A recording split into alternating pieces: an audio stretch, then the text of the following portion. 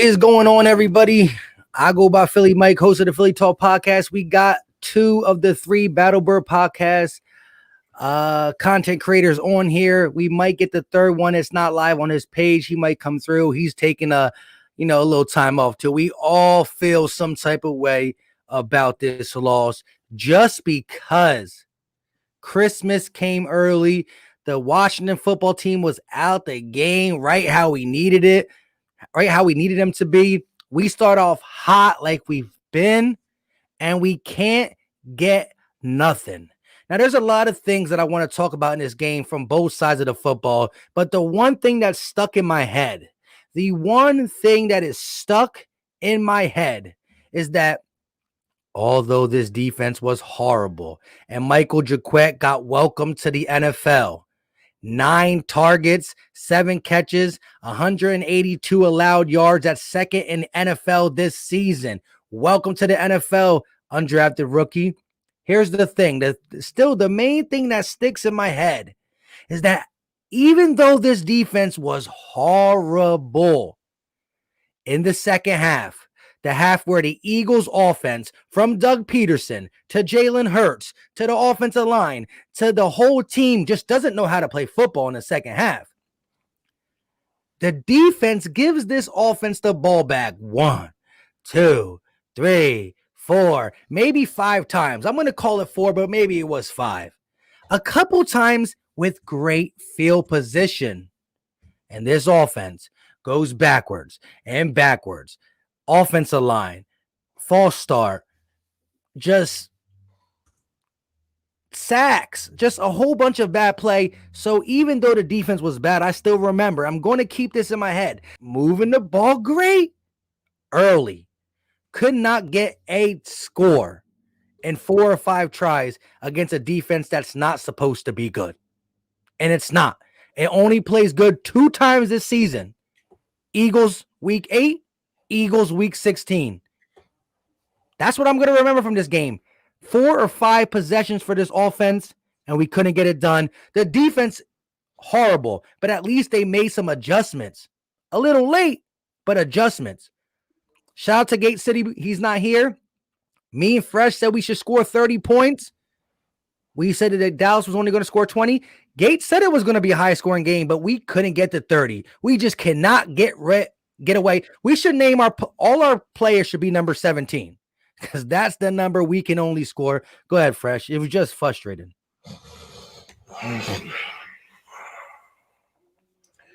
You're that man. Listen, I'm gonna give you the same energy I always give y'all, no matter win or loss. You know what I mean? So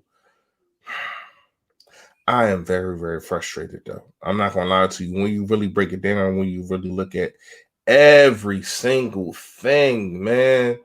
Once again, Greg Ward filled them punts.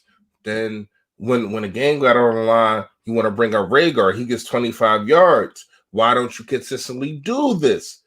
To me, and I'm trying to upload my video now of my initial reaction, but I'm going to give it to you now. Doug Peterson to me stinks as a play caller. We seen for me, from what I seen, was the same thing that I seen in a Washington football game, y'all. The first week, this is the same thing. Remember, we went up 17-0 against them guys. Remember that? You know what I mean? And then the play calling just got stale. Dudes wasn't getting open. You stopped running the football. You ran the ball like 9 times in that first drive. And I don't have the stats right now, but best believe going on in the week, I'm going to give them to y'all. Because it's no way you keep running the ball and it's successful, and now you just stop. And I seen the chat. I seen the chat, Mike. I seen you live. I seen people saying bench hurts. What I tell you, Mike? What did I tell you? It's only going to take one game for the quarterback not to have a good game to their standard, and they're going to say bench him. No, you need to bench Doug Peterson behind with play calling, because he freaking stinks. Let me tell you something. When you really look at it and when you really, really break it down and you dissect things, did Jalen Hurts make mistakes? Yes. But when you really break it down, Doug Peterson really did little to help him. And I said this, the first two games, Jalen Hurts with his play, with his legs, and yes, some of his arm last game was saving Doug Peterson's job. But you did nothing. You up 14-3, and you abandoned the run. Once again, I don't get it. And I'm listening to the commentators, and I'm so mad that I can't get WIP on my phone and on my laptop when a game is going on. I don't know why. Because I'm tired of hearing these commentators. I heard commentators saying, oh man, there go Doug Peterson run the football again. That's what he do. Dude, do you know football? Do you I want to say, I don't know who was calling again. Was that Randy Moss? I don't know who it was. Whoever it was, you need to give up your job. Because I don't know what the hell you seen. Because Doug Peterson don't run a football, and this is the problem that I got. Now, I'm not going to let this go. I strayed away from reading the comments because I'm pretty sure y'all grinding me up. Jaquette, oh my gosh. I was pulling for you, dude. I sat there and said, man, you need to start. I seen what you did last week, and I just think that you are a better fit. You was barbecue chicken marinated, you was marinated. Yeah, he was marinated all week. Listen. He was marinated, then put in the egg yolk, then put in the crumbs, then the little crumbs when you're about to fry your chicken, and then put in the deep fryer. This dude was bad. But you know what they did, Mike? Mike, what they do, Mike? They benched him. Yep, and put him in. But why is that the only guy that been benched all year other than Carson Wentz? I've seen dudes all around the league. I mean, not all around the league, all around this team being bad. Now, he deserved to be benched. Oh my gosh, yes. I'm not saying he shouldn't. But when you really, really break it down, man, this defense, man, and shout out to Big Play Slade finally getting, and you seeing what he do when he plays the football. Yeah. Jim Schwartz, can you take some notes? Because I'm pretty sure you're probably not watching this. I'm pretty sure you're not. But I'm going to tell you this. Let your players play the football and not a player. That's the problem that this defense has. That's the problem. Go ahead, Mike. Yeah, I just want to say, listen, again, I'm not going to come on here and argue the Carson Wentz, Jalen Hurts thing. We have a long disrespectful Cowboy fans talking crap offseason on who's our quarterback. But let's talk about the Cowboys team we played in week 16 and week 8 are totally different. They put up 30 on us. Last one didn't. It was Ben DiNucci. But let's get into some of the things like you said, Jaquette. Second most in the NFL this season. 9 targets, 7 catches, $182. But again, offense had multiple shots in the second half to just get back in this game, and we couldn't. Listen, I was a guy who said Carson needed to be benched. You got to go with Jalen Hurts. I was a guy who said once Jalen Hurts is in, he got to play the rest of the season. That doesn't necessarily mean he's going to be the guy next year. This is a decision. But oh boy, did this game just open the decision much more. And that's what we needed to see in the sense of 4 games is not enough if it's the best 4 games or the worst 4 games. You can't see somebody's upside or downside in 4 games, but that what was given to us. And we'll discuss that all offseason. But I will say this. Even though Hurts was in and we beat the Saints and we lost competitively to the Cardinals, I've been preaching, Gates been preaching, Fresh been preaching that Doug Peterson is still not the right guy for a play caller.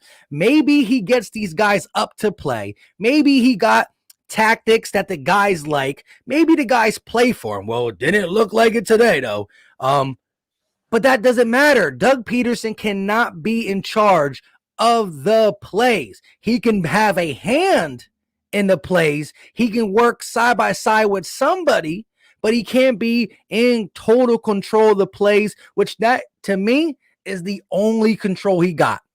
He don't got to say who goes on the field for this game. Who dresses up is not to Doug. The only thing Doug got is play calling, and that got to be stripped, or we have to make the necessary changes. Doug got to move on. Howie got to move on. Jim got to move on, and it stinks when you fire your head coach, your D coordinator, your general manager. You know who's gonna feel the repercussions of that? A guy in his 5th year. It would be Carson, who's like, okay, I'm trying to take the next chapter with this team, but now you're blowing it up because the team was built wrong. After the Super Bowl, we said, let's get this. We going all in. Poker chips all in. Lost. Broke. We're legitly broke. The cap is gone. COVID-19, nobody saw this coming the last 2 years. 30 million lower to a team that's already broke. It's going to be tough to get out of this, regardless what the decision's made, whether Jalen Hurts still puts on good tape and you can trade him. I know there was talk in the chats all through these last couple weeks. Maybe we're going to trade Hurts, try to get some good tape. Maybe we're going to trade Carson. Maybe we're going to keep them both. Who knows? But right now, the fact of the matter is Jalen Hurts and this offense looked horrible against the Cowboys. And that's not going to say that he's done. He's not. It's a team loss. Because you saw the defense just give up 4 back-to-back touchdowns, and then you saw the offense 4 chances for 1 touchdown and couldn't get it done. But here's Philly. As Fresh said, you see people on my play-by-play, bench Hurts, put Wentz back in. 3 weeks ago, bench Wentz, put Hurts in. The quarterback for the Philadelphia Eagles has a rough job title. But it is what it is. Forget all that. The Eagles lost to the Cowboys with a chance to go to the playoffs. Go ahead, Fresh. Yeah, you're absolutely right. You want to talk about fumbling the ball, man? We fumbled the ball. And once again, I'm being selfish here. But, man, my phone has been lit up ever since the 4th quarter. You know what I mean? I had been tagged on Twitter more than I have ever been in my entire career. Cowboy, yep. Twitter Cowboy mentions is ridiculous. I'm not even gonna look at it for a second. You know what I mean? But that's just a selfish side of me. The real side of me is saying, where do we go from here? Because when you really, really break it down and when you really, really look at things, we seen the Deshaun Jackson touchdown. We was hype. You know what I mean? Same thing that happened in Washington, bro. The things that I'm about to say is the same thing that happened in Washington. The way we came out is the way we're going out, you're saying. That's wild. Exactly. You live by the gun, you die by the gun. You know what I mean? It's like, damn, man. And who was the only X factor in all of this? It's Doug Peterson. Yeah. It's Doug, man. Like, when you really, really break it down and when you really, really look at it, we should not have lost to this team. It should have been no way. Why do you abandon a run when you're gashing them? You're gashing them. Then you bring in Jordan Howard. All right, cool. It was kind of like a mixed pace kind of thing, but he wasn't getting it done. After Jordan Howard ain't get it done, you just said, "Oh man, the run ain't working." And then as soon as you lose the lead, you go past happy like a mug. Like, dude, like, you don't gotta go past happy when you're down 1 point. You're down 1 point. You don't gotta be acting like you're down 17, which you finally been because you've been acting crazy. Yo, listen, Mike. I ain't gonna lie to you. It's starting to make, to me, I already knew what it was. But to people that ain't see what I was saying, hopefully you see what I've been talking about these last 13 games before Jalen Hurts came in. It is the play calling. It is situational football. What's going on, bro? I know you feeling yourself. You came out of nowhere. You came out the ashes like the Phoenix all of a sudden. Yeah, he's part of all the Twitter mentions. Yeah, this is what I'm going to have to deal with Yes. until we play these guys next year, because they finally get a win and now they feeling themselves without a masseuse. So now I got to deal with this. You know what Yes, I sir. mean? And this is why I said I didn't want to deal with this. This is why I said I was being selfish. This is why I said I wanted to win, because I got to deal with guys like that. Now, shout out to Philly fans only, man. If you haven't done it, please make sure you sub up to him. You call I him have done it. I have done it, even though I hate his team. But he's a Yeah, good dude, you know, yeah. especially out of all the guys. Him and it's another one, man. I can't remember his name, but It's he's your boy Sid. That's your no, dude too. And no, no, Cowboy no. fan talk. No, the big guy, man. Cowboy fan talk. Yeah, Cowboys fan talk. Shout out to both of them. I really respect their game. Like seriously. But Yeah, I hate y'all. I hate y'all with a passion. I definitely hate y'all tonight. But yeah. y'all got the dub. Y'all got the dub, and I think it was because of two people, Doug Peterson and Jaquette. Oh my God. Oh Jaquette. my God. Yo, listen, when I say I'm wrong, I say I'm wrong. I was so wrong on this one. Hey, Now, what I can say is, Jim Schwartz, where in the hell is his safety help? Where in the hell is the safety help? You know what I mean? Like when I see like this dude is a rookie. He's a rookie. And you probably diminish his whole mental. You probably diminish his whole psyche he because done. he's like, oh man, I just got barbecue chicken. Like Gallup did numbers on me. You know what I mean? Then I go over there, CeeDee Lamb do numbers on me. I go over there, then Amari Cooper do numbers on me. They Like, were looking like where y'all trying to hide him in the defense. when you want to say targeting, this dude should Andy Dalton should have been fined 15 yards every single time he threw, because he was targeting Jaquette. Like seriously, man, when you really look at it, man, it's a shame. And I still like Jaquette, but he didn't. Today wasn't his day.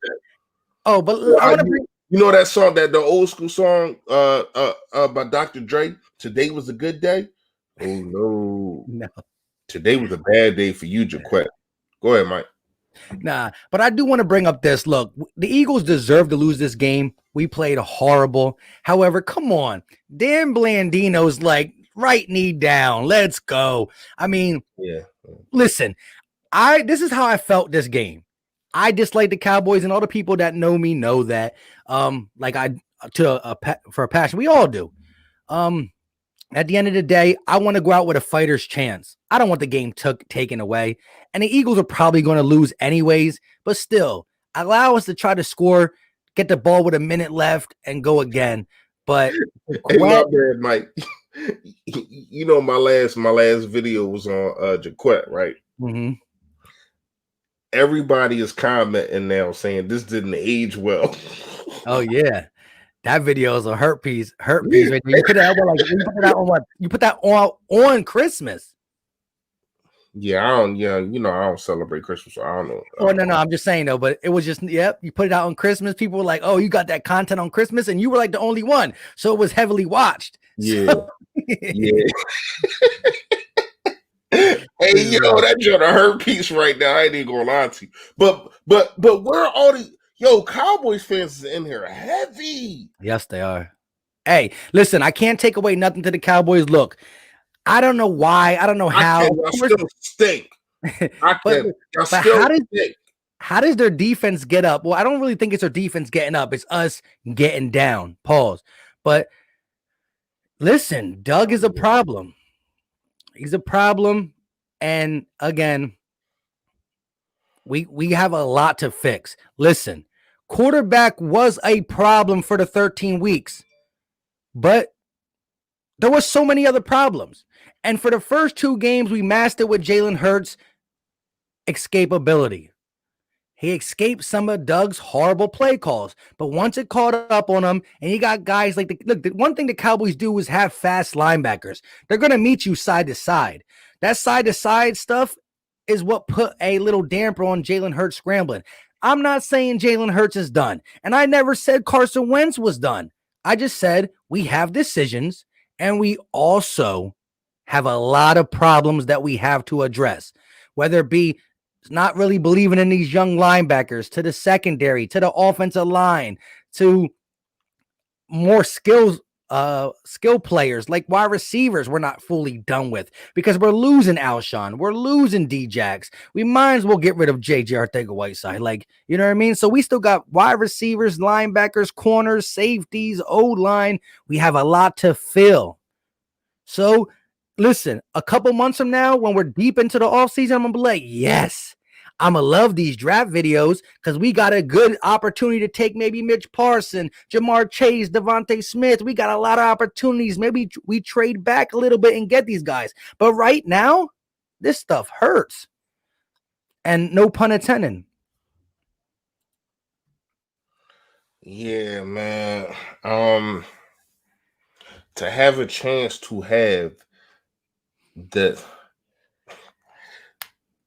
your season and the division, as bad as it is, I don't give a damn. To have a chance to have that in your hands after you already know that Dallas was getting, I mean not Dallas, the Washington football team, they was getting blown out. To have that in your hands and you let it slip away with bad play calling and also bad defense and Fletcher Cox going out, I'm not gonna lie to you, that was the turning point also. You know what I mean? It's not going to, for me, and as long as I got a platform, that is not going to get overblown. When he went out, them dudes started scoring. Andy Dalton had time, and Mr. Howie Roseman. Let me ask you this: you paid a Malik Jackson $10 million. You paid a Hargrave 10, 12 million. These dudes are supposed to step up when a guy like that is hurt. But they did none of that. Oh, he had 1 sack, 2 sacks. Brandon Graham and also Vinny Curry. That's it. Yep. And I thought that the defensive line was going to be the full focus and was going to eat. They did none of that. The dude had time. And that's another reason why Jaquette got barbecue chicken. Because we already knew, Mike, coming into this game, what did I say? Don't act like they don't got wide receivers. Because yeah, they definitely do. But you gave Andy Dalton a time, a veteran guy who knows the defense and who can throw the football. Like, we're not going to act like he can't. But at the same time, you gave this dude time, all because Fletcher Cox went out. Oh no, we still got almost $50 million on our defensive line. Pay like your way. And that was a problem. That was a problem this whole game, man. Them dudes didn't get at Andy Dalton. They didn't frustrate him. They didn't. I don't know how many quarterback hits, but they didn't get at him enough. They didn't sack him enough. They didn't disrupt him enough. And he was able to sit there and pick us apart. Another backup. Picking us apart. That's a problem, man. That's a problem, bro. Yeah, man. At the end of the day, it always came down to, like I said, people wanted to get on Fletcher Cox for not getting exactly the number of sacks that Aaron Donald does, and he's close to pay. It just goes to show how dominant his force hit him on the field is. The double teams that free up guys like BG, Vinny Curry, Malik Jackson, and Hargrave. And how about Malik Jackson throwing a tantrum because Michael Jaquette gets beat? I understand it was horrible, but he goes over and sits on the offensive sideline. He doesn't even sit with the defensive players. Like, bro. Yeah, but that was I seen that they pointed that out, but once again, we gotta stop falling to the media manipulation. No. It's just the fact that they bring a camera on him. He's right there with the defense. I mean, I saw anyways, but in the very next play, he gets offsides too. So it's like, listen, it was a complete effort. What I'm trying to say of the defense being bad. Part of the reason why the secondary was super booty was because Andy Dalton was clean back there doing what he wanted. Shout out to Gabe coming through. Yeah, I agree with that. But we also That's all I've been trying to say. Shout out. You want me to get it, Mike? Go ahead. Shout out to Damon Pilo. Pop Pilo. That's what I'm saying. I'm bad at names. You know what I mean? Yeah. And I hate to be right on these instances, but it has been dug. It definitely has been dug, man. And until Doug gives up play calling in situational football, we are going to go on a downhill for a long, long time. And it's crazy that this game might cause Doug to be fired. I don't want Doug fired. I just want Doug to give up play calling. Now, before my guy Gate City, man, appreciate you coming on. Before my guy Gate City go, what I can say is, Mike, we cannot fall into the media manipulation. We are better than that. When I say we, I mean us as guys that report on the Eagles, because they say that, right? And then I didn't even see Malik Jackson over there. I don't know if you did. But when I did see him, he was over there with the defense. I don't know if Malik Jackson went over there to talk to the offense. I don't know why he went over there. Maybe he threw a hissy fit. I don't know. See, me, I don't report on things like that because I don't know. You know what I mean? What I can say is Malik Jackson could have been better. That's what I do know. Go ahead, Gates. So I was just saying, what's up, Dexter? What's going on, guys? How's everybody doing? That's a stupid question. Everyone's in misery. I get it.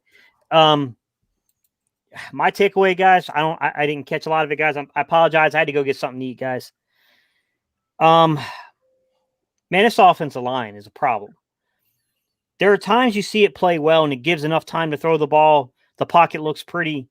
But then there are times when we're driving down the field and we just cannot, for the love of God, get ourselves set so that we don't have a legal motion called. Stop jumping off sides. It completely kills the momentum of drives. It exacerbates everything. It exacerbates the bad quarterback play. It exacerbates Doug Peterson's trash situational play calling at times. Yep. It exacerbates the entire problem. This game is so hard to judge off of instincts just because of how bad the execution was at times. I know Hurts didn't have a good game, but I can't really expand upon how bad of a game it was because, the offensive line just killed drives or we would have definitely put points on the board. I don't know, man. I'm just frustrated with this offensive line, guys. My opinion on it is nothing is going to change for this offense until we fix this offensive line. And I think we got to look at everything, man. We probably need an open quarterback competition. I think that's a no doubter at this point. I definitely think that we should be questioning whether or not Doug Peterson should be allowed to maintain his position if he's going to continue forward as the main play caller for the Philadelphia Eagles, because it's just not good enough. I think he can scheme things. I do. I'm not saying that Doug is trash. I actually like Doug Peterson a lot, but his situational play calling is just bad. It's so unaware of the circumstances of the game at times. And I know it's not completely his fault because, like I said, when your offensive line takes you from like a 3rd and 3, a 3rd and 4, a 3rd and 5, and now you're looking at like 3rd and 22. Man, this game is frustrating, man. I saw a lot of the same things that were happening earlier in the year reared their head in this game. Facts. And so that's why Gates, real fast. Does this game it's just a reminder or deja vu of week 1 to you? Yeah, you could say that, but yeah, because we built that 14. Well, we added up 17-3 at one point or something like that, and then they came roaring back. But I will say it's a little different. I don't think it was eventually the turnovers caught up to us, but I don't think it was the turnovers that completely swung it like it did in Washington. But yeah, to where you built that lead, you felt confident. You felt like, hey, all right, maybe we're gonna get this season turned back around. But yeah, I get you with the turnovers. I was just talking about not running the football enough. Like you got a 14 lead, and you ran the football the first drive more than you ran it the first half. Yeah. Go on, Mike. My main thing is this, though. Again, later in the season, Listen, when you watch all the games of the Eagles, there's one common denominator, and that's Doug. And when I say he's a bad play caller, you'll say, well, what happened to that 30-yard bomb or this, that, and a third? It's one out of many. He gets good, but he goes back. He resorts back to the what are you doing type Doug. And it comes down to this. Early in the season, Carson Wentz was losing games as the Eagles quarterback. And there were times we came on here and said, wow, yeah, a couple turnovers, bad turnovers, but there were still times that Carson played good late in the game and we lost the game on bad play calling. We would say that we're Carson apologists. Now, I might have got off the boat first when it comes to the fact that Carson is costing us some games beyond play calling, which there were times he was. Everybody on here up here didn't say that Carson Wentz went in the game was actually playing good, but what contributed to his down play was the surrounding cast, talking offensive line, talking receivers, and his the right hand culprit, the number one culprit, Doug Peterson. As Hurts came in against the Saints, against the Cardinals, and played well, some of these runs, again, some of the ways he moved the chains was with his arms, don't get me wrong. But some of the ways we moved the chains was with his legs. The chain moving plays with his legs were probably Jalen Hurts hiding another bad play call from Doug, another bad situation Doug put us in, another bad thing the offensive line put us in. So what I'm saying is this. I'm off the Jalen Hurts ship off one game because horrible play around the whole Eagles organization, including coaching. Just like I was never fully off Carson Wentz as a player. I simply said, we got to bench him for one main reason, to see if it's Doug or if it's Carson. I mean, I don't understand. People were watching my videos commenting, it's Doug, it's Carson, it's Doug, it's Carson, 50-50, it is what it is. I said right now I'm blaming 50% on Doug, 50% on Carson. If Jalen Hurts comes in here and you start seeing the same things, well, then it resorts back to Doug. For 2 games, he kind of hit him, but it reared its ugly head. As Gates said, this looked like the game against the Rams. This game looked like the game against every other team we lost to. The Steelers, the Ravens. It looked like.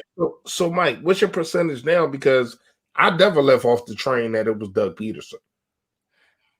No, what I'm saying is I've always been that Doug has been a problem. No. I get what you're saying.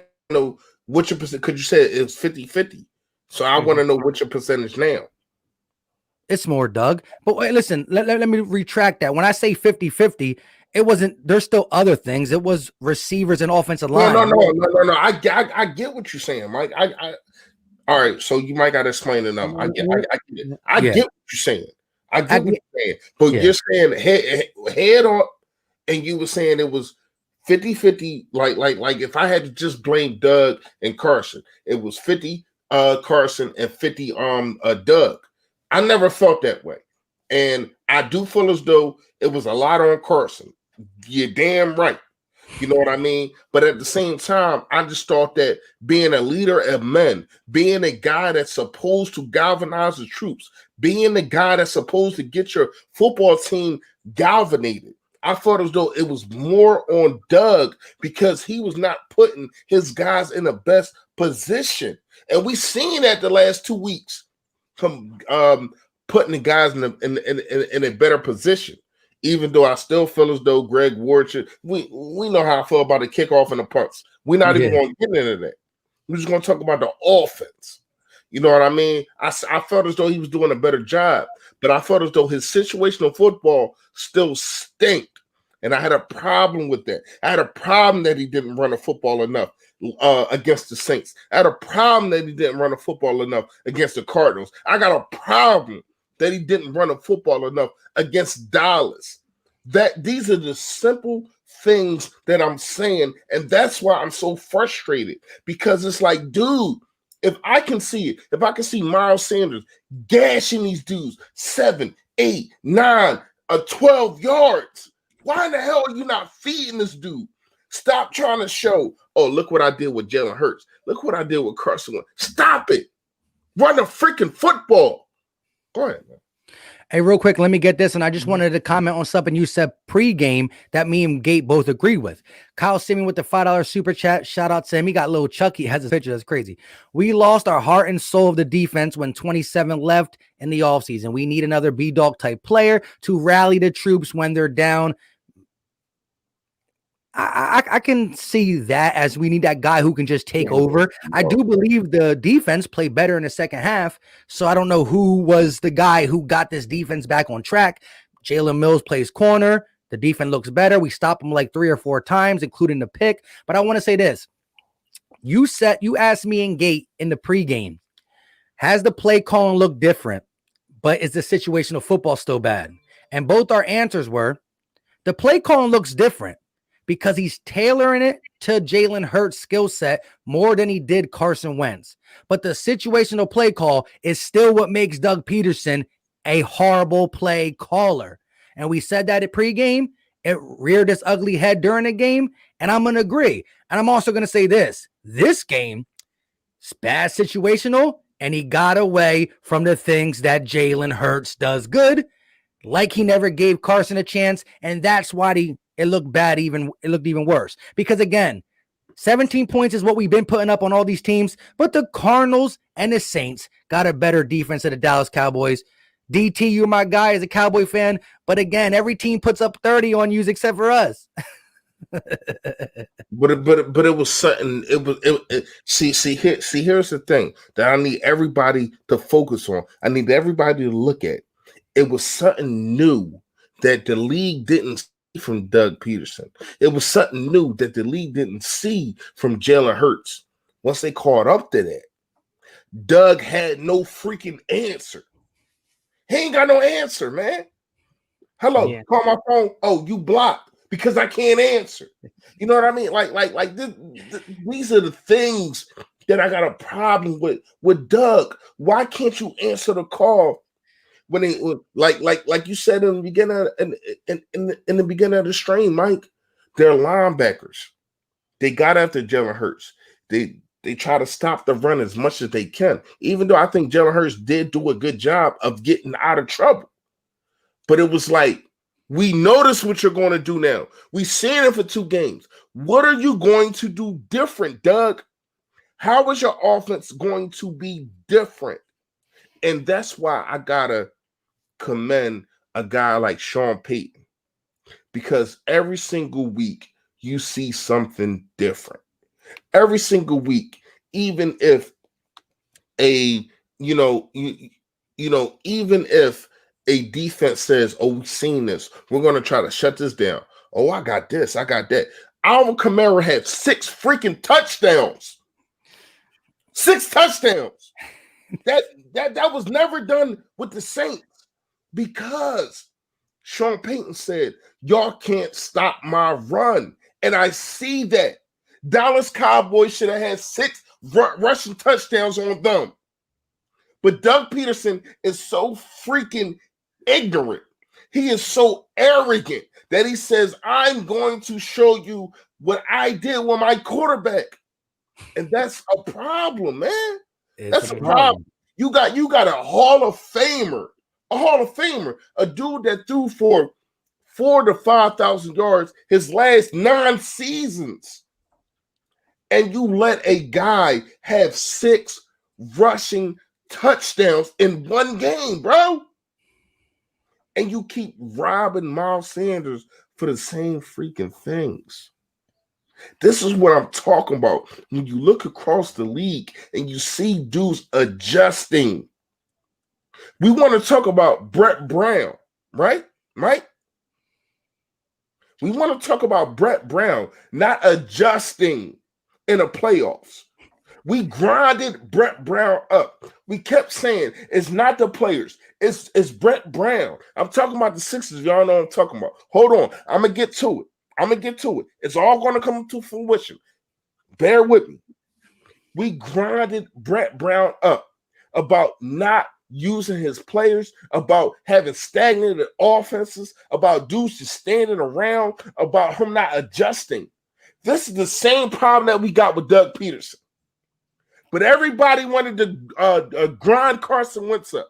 Everybody wanted to blame Carson Wentz for everything, and it's not. Now, Carson Wentz deserves blame, just like Embiid deserved blame, just like Ben Simmons deserved blame. But we came out here and we said, you know what? Our Philadelphia 76ers coach, Brett Brown, needs to go because he's not coaching good.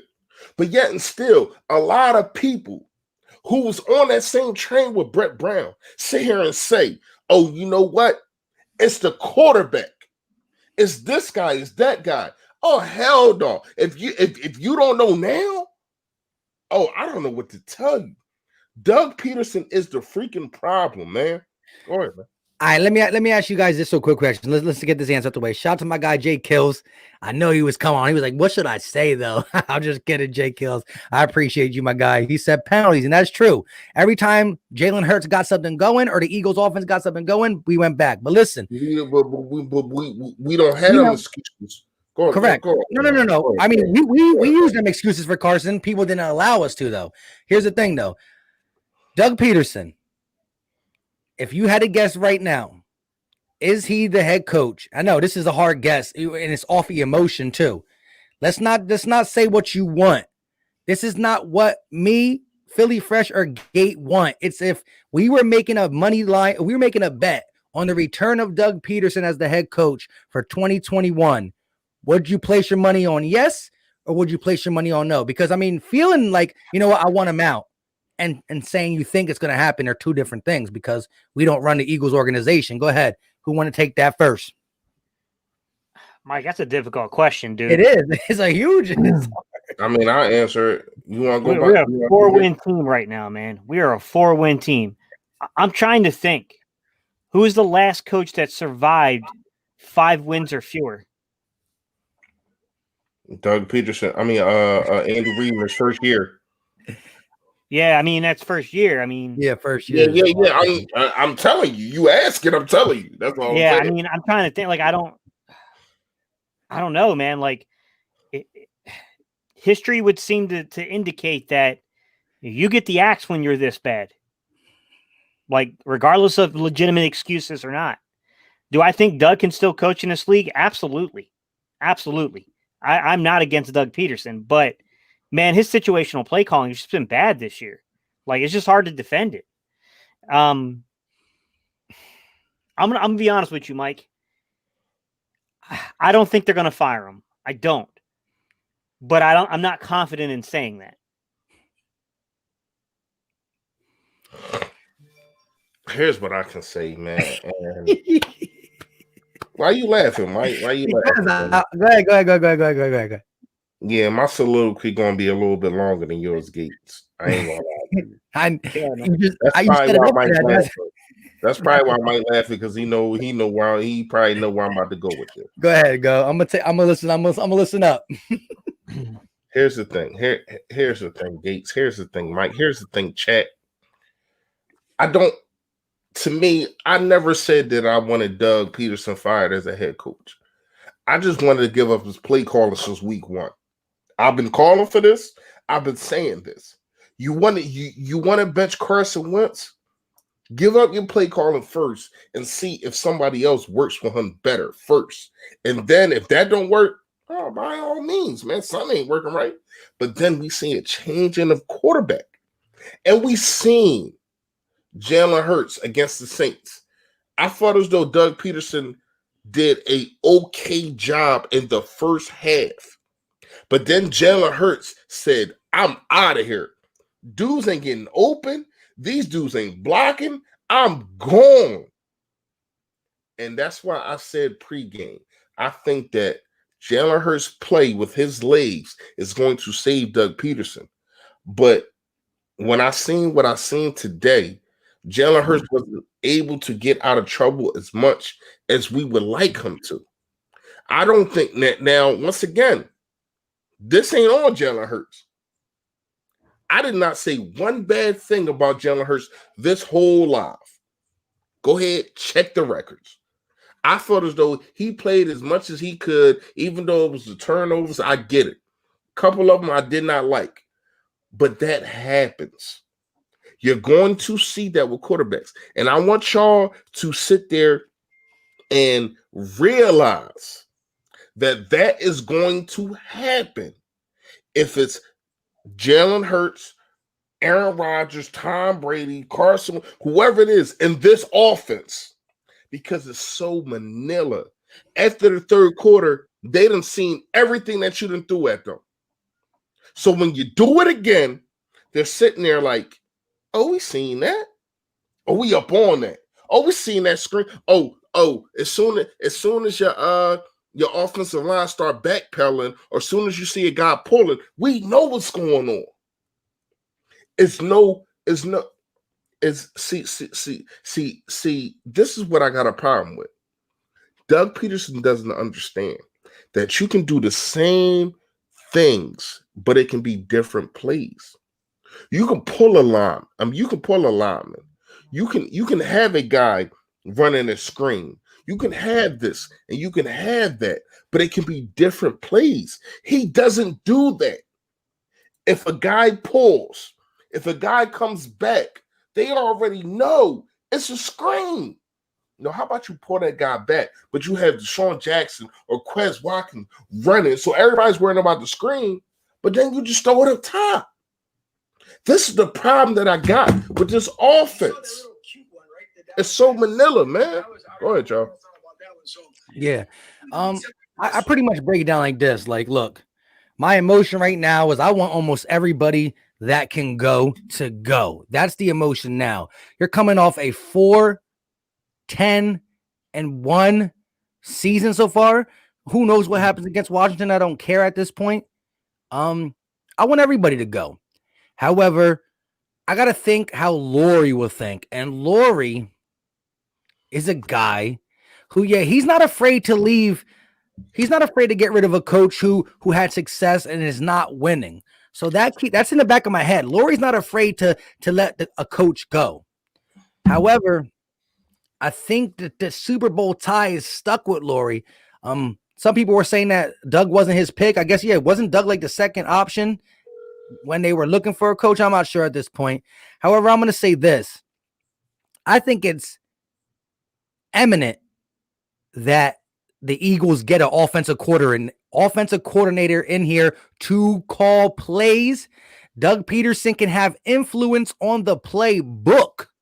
The book of plays, Doug can have influence on. But when they get called, where they get called, how they get called, got to be a random guy who's actually not on the Eagles, because I want different eyes. I don't want none of these guys like, okay, we're going to just move Marty Mornaway to the OC. Oh, hey, Richie Rich, you didn't do nothing all last year. Now you can actually be OC. I want fresh eyes on the scene. Somebody I need fresh eyes, who has potential. You're not really going to get an OC to go from one OC to the other. OCs who have potential become head coaches. You're not going to get an OC to just flop places. It's not going to happen. So you got to get a young coordinator who actually worked with a quarterback and is good, or something, who has potential. But I think, especially if we lose to Washington, they just pull the trigger. Because of the brokenness of this team, because of what really can happen, we can go in and lose so many veterans. I know we want to go young, and it's going to be forced upon us next year. But I'm thinking we might be able to turn this around if we do some stuff right, but there's a chance that we are legitly rebuilding. And if that's the case, broke, worst season in the last 10 years, what better time to start now? Let's be honest. So it's tough.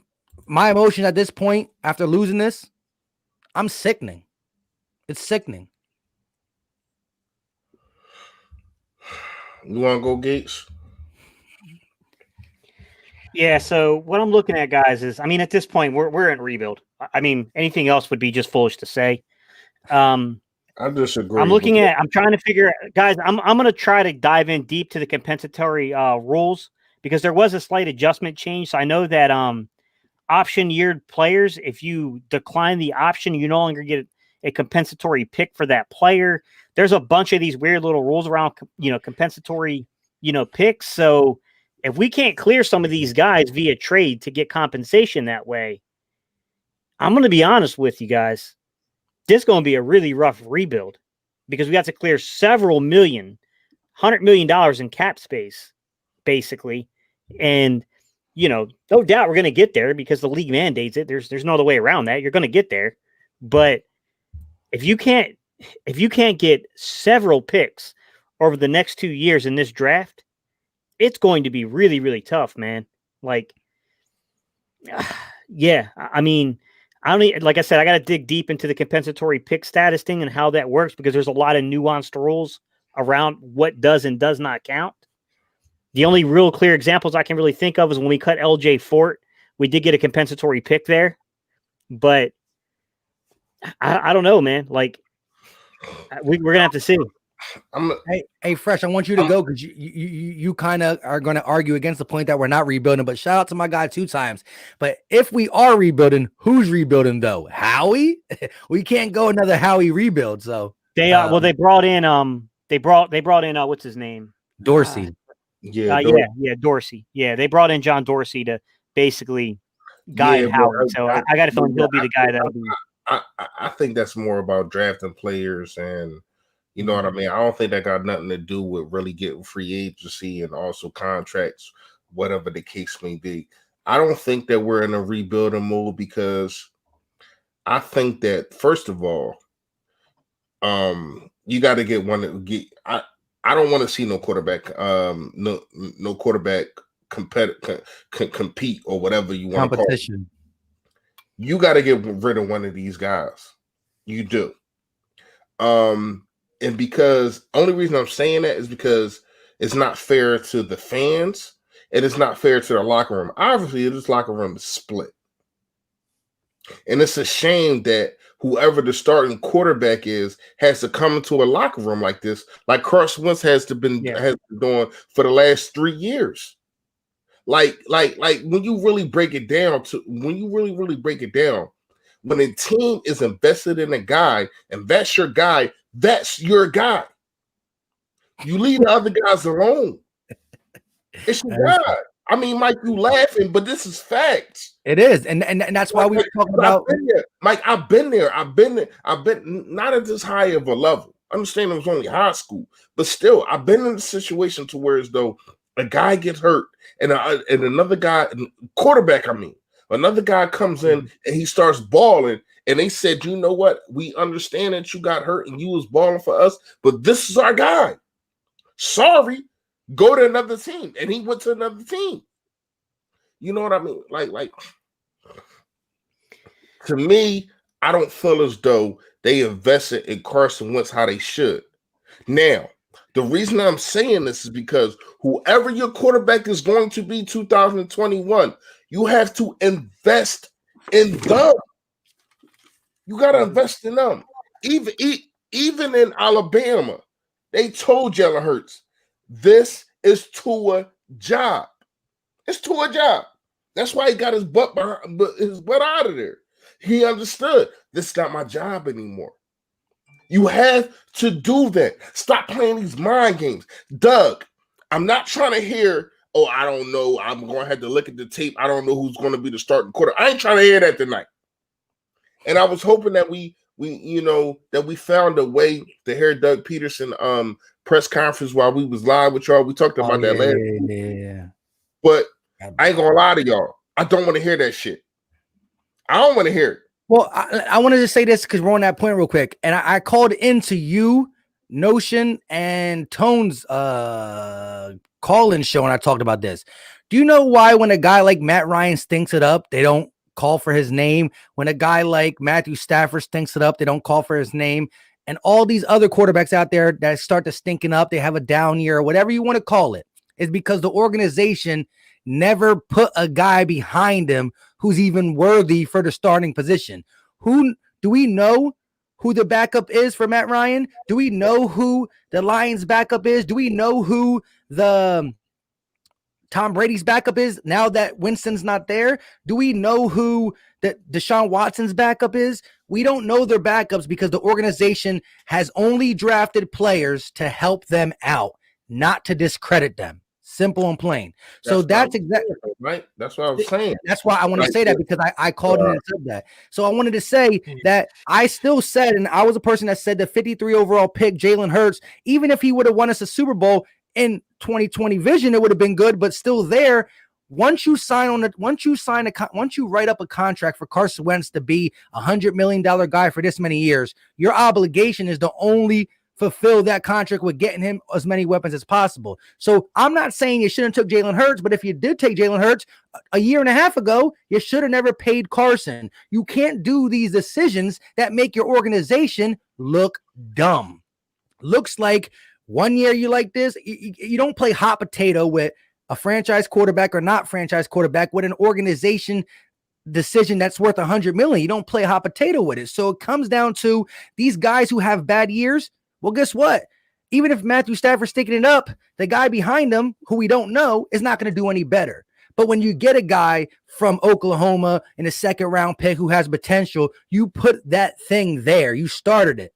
So where we're at now is because of the organization, and who knows if Howie's going to clean this up or a new guy's going to clean this up. And I know you say Dorsey's going to be here, but still Howie's still going to be negotiating contracts and stuff. I mean, I want to know if Howie's going to be legitly out the door type thing. You know what I mean? So are you so do you want Howie out more than Doug or Carson, whatever the case may be? Like I want y'all Gates and also Philly Mike, and also y'all in the chat, rank who y'all want out there, because because now it's time to talk off season. That's all this is about. I mean, let's keep it a bean, y'all. You're right. We're not talking about going against Washington. Excuse me, because we're trying to keep it monetized. Who the hell cares about the Washington game? I don't give a damn. So we're really talking about the offseason right now. Rank yours 1, 2, and 3. If they have to go, who are you ranking? And Jim Schwartz is 2. 1, 2, and 3. Who needs to go 1, 2, and 3? Go ahead, y'all. And chat. Go ahead, yeah. Hey, you can take that gate first. That's our big one. I mean, look, ideally, I'd like to see demotions more than firing. I think Howie Roseman probably will. I think that's what the Dorsey hire is about. Have personnel pulled from under him. Now, I do hope that Doug Peterson and these other guys, the coaches, get a little more say in personnel than what they've had in previous years. Doug Peterson, once again, demotion. I do think that he needs to be forced into hiring a legit offensive coordinator. On top of hiring a legit offensive coordinator, he needs to give up play calling, man. Like, I'm not saying that you can't call plays in certain situations and circumstances, but hey, man, your situational play calling, like, you got to give it up, man. You just got to give it up. But in terms of Jim Schwartz, it's hard to grade and judge Jim Schwartz. He does things that infuriate me, like the prevent defense. Like, I can't stand the prevent stuff. It's horrible. But everyone across the league does it. It just seems like his never works. In terms of what I think about him, though, man, like, his secondary has just been trash since 2017. It just has not been good. And even in the Super Bowl, that secondary got lit up. Oh, wait, Wait, because Fresh was talking about it earlier. Listen, pull all Michael Jacquet tapes down now. Take them off. No, I'm not going to do that because I don't think that, like I said in the pregame. Hold on, I didn't say that. Hold on. I know. I still like the kid. He just got barbecue chicken today. I know. I'm just playing. It wasn't a fair matchup for the kid. Like, hey, real fast. First of all, Be More Philly, aka Charles Smith. I got the same energy. If you really listen to what I said I want to beat Dallas. That's what I said. Now, I'm not saying we should go into the Washington football game and try to lose. What I am saying is I don't give a damn. I don't care about the game. That's what I'm saying. Will I report on it? Will I do everything that I have been doing? Will I do the free giveaway like I have been doing all year? You damn Skippy. This is what I do. But at the same time, I don't give a damn because this organization has failed us. Mm-hmm. They have failed us. Go ahead, y'all. Yeah, like I mean, to me, I would be in favor of some demotions here. Like, I don't know what we got to do defensively, but something has got to be done about the secondary, man. Like, this year in particular, 2018 season when we got ravaged by injuries. I mean, it was just a laughing stock. We knew every quarterback we faced was going to have a career day against us in that season. Like, yeah, we've gotten lucky. We found a couple of guys that have performed above their abilities, above what we ever thought they were ever going to be. But that's not, you know what I'm saying? That's not a favorable thing to do every single year. See, Like, you can't approach the undrafted rookie free agent pool. Are you showing us Jaquette? My bad, Gates. My bad, Gates. Nah. But this is the shit that I got to deal with. Somebody just text me talking about this is the Eagles right now. This is why I wanted to win against Dallas. My bad, bro. Go ahead. No, you're good. But, I mean, like, look, the undrafted rookie free agent pool, like, we can't go in there every year looking for Quentin Michael. And it's not that you can't go in looking for him, but you can't expect every year you're going to pull a Quentin Michael out of there. And it's like, we keep going to that way too often. And to be fair to the scouting department, they have found some real gems for us out of that undrafted rookie free agent pool. Yeah, but it's just not. It's not a good thing to have to depend upon every single year to pull 2 or 3 guys from there that can come in and be major contributors. By the way, Graylin Arnold, undrafted rookie free agent. Michael Jaquette, undrafted rookie free agent out there. I mean, come on, man. We got several of these guys taking significant snaps for us right now. Like, it's not a great strategy at all. Especially not a great strategy when it's not a great system. This defensive system stinks. It does. Like, just all right, just think about it. This year, right? You got a guy in Hargrave who went to multiple Pro Bowls before he got here. No Pro Bowl. You got a guy in Slate who went to multiple Pro Bowls. No Pro Bowl. Nikel Robert-Coleman, I'm not sure if he went to Pro Bowls, but he was significant. He stinks right now. You know what I mean? It seems like every guy that you pull in cannot flourish on this defense.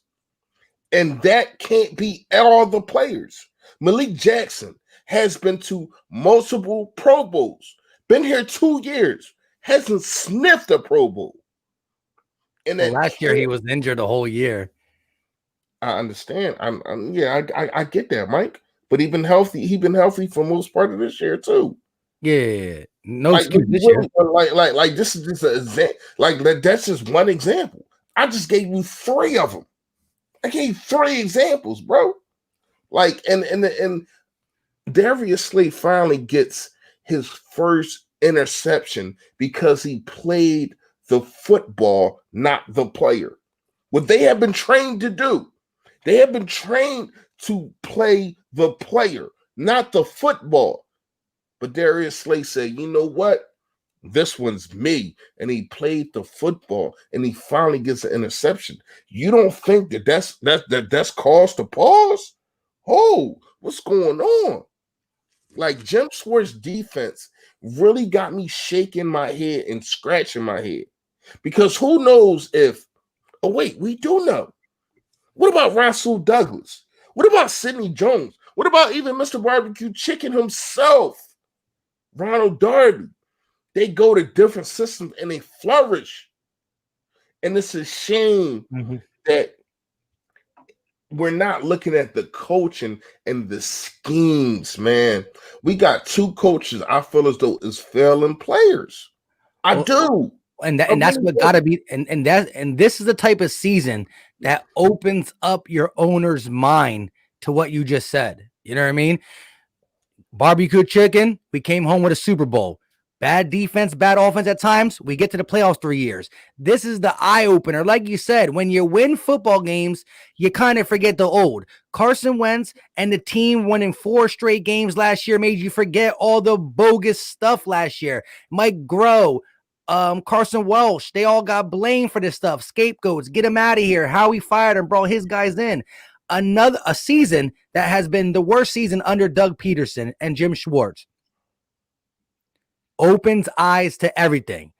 That's why Jeff Lurie is going to have to really look at Howie on down. And people in the chat saying, well, Howie picks the players and Doug is the one with the broken playbook. That is true. But did you not forget we picked J.J. Arcega-Whiteside over DK?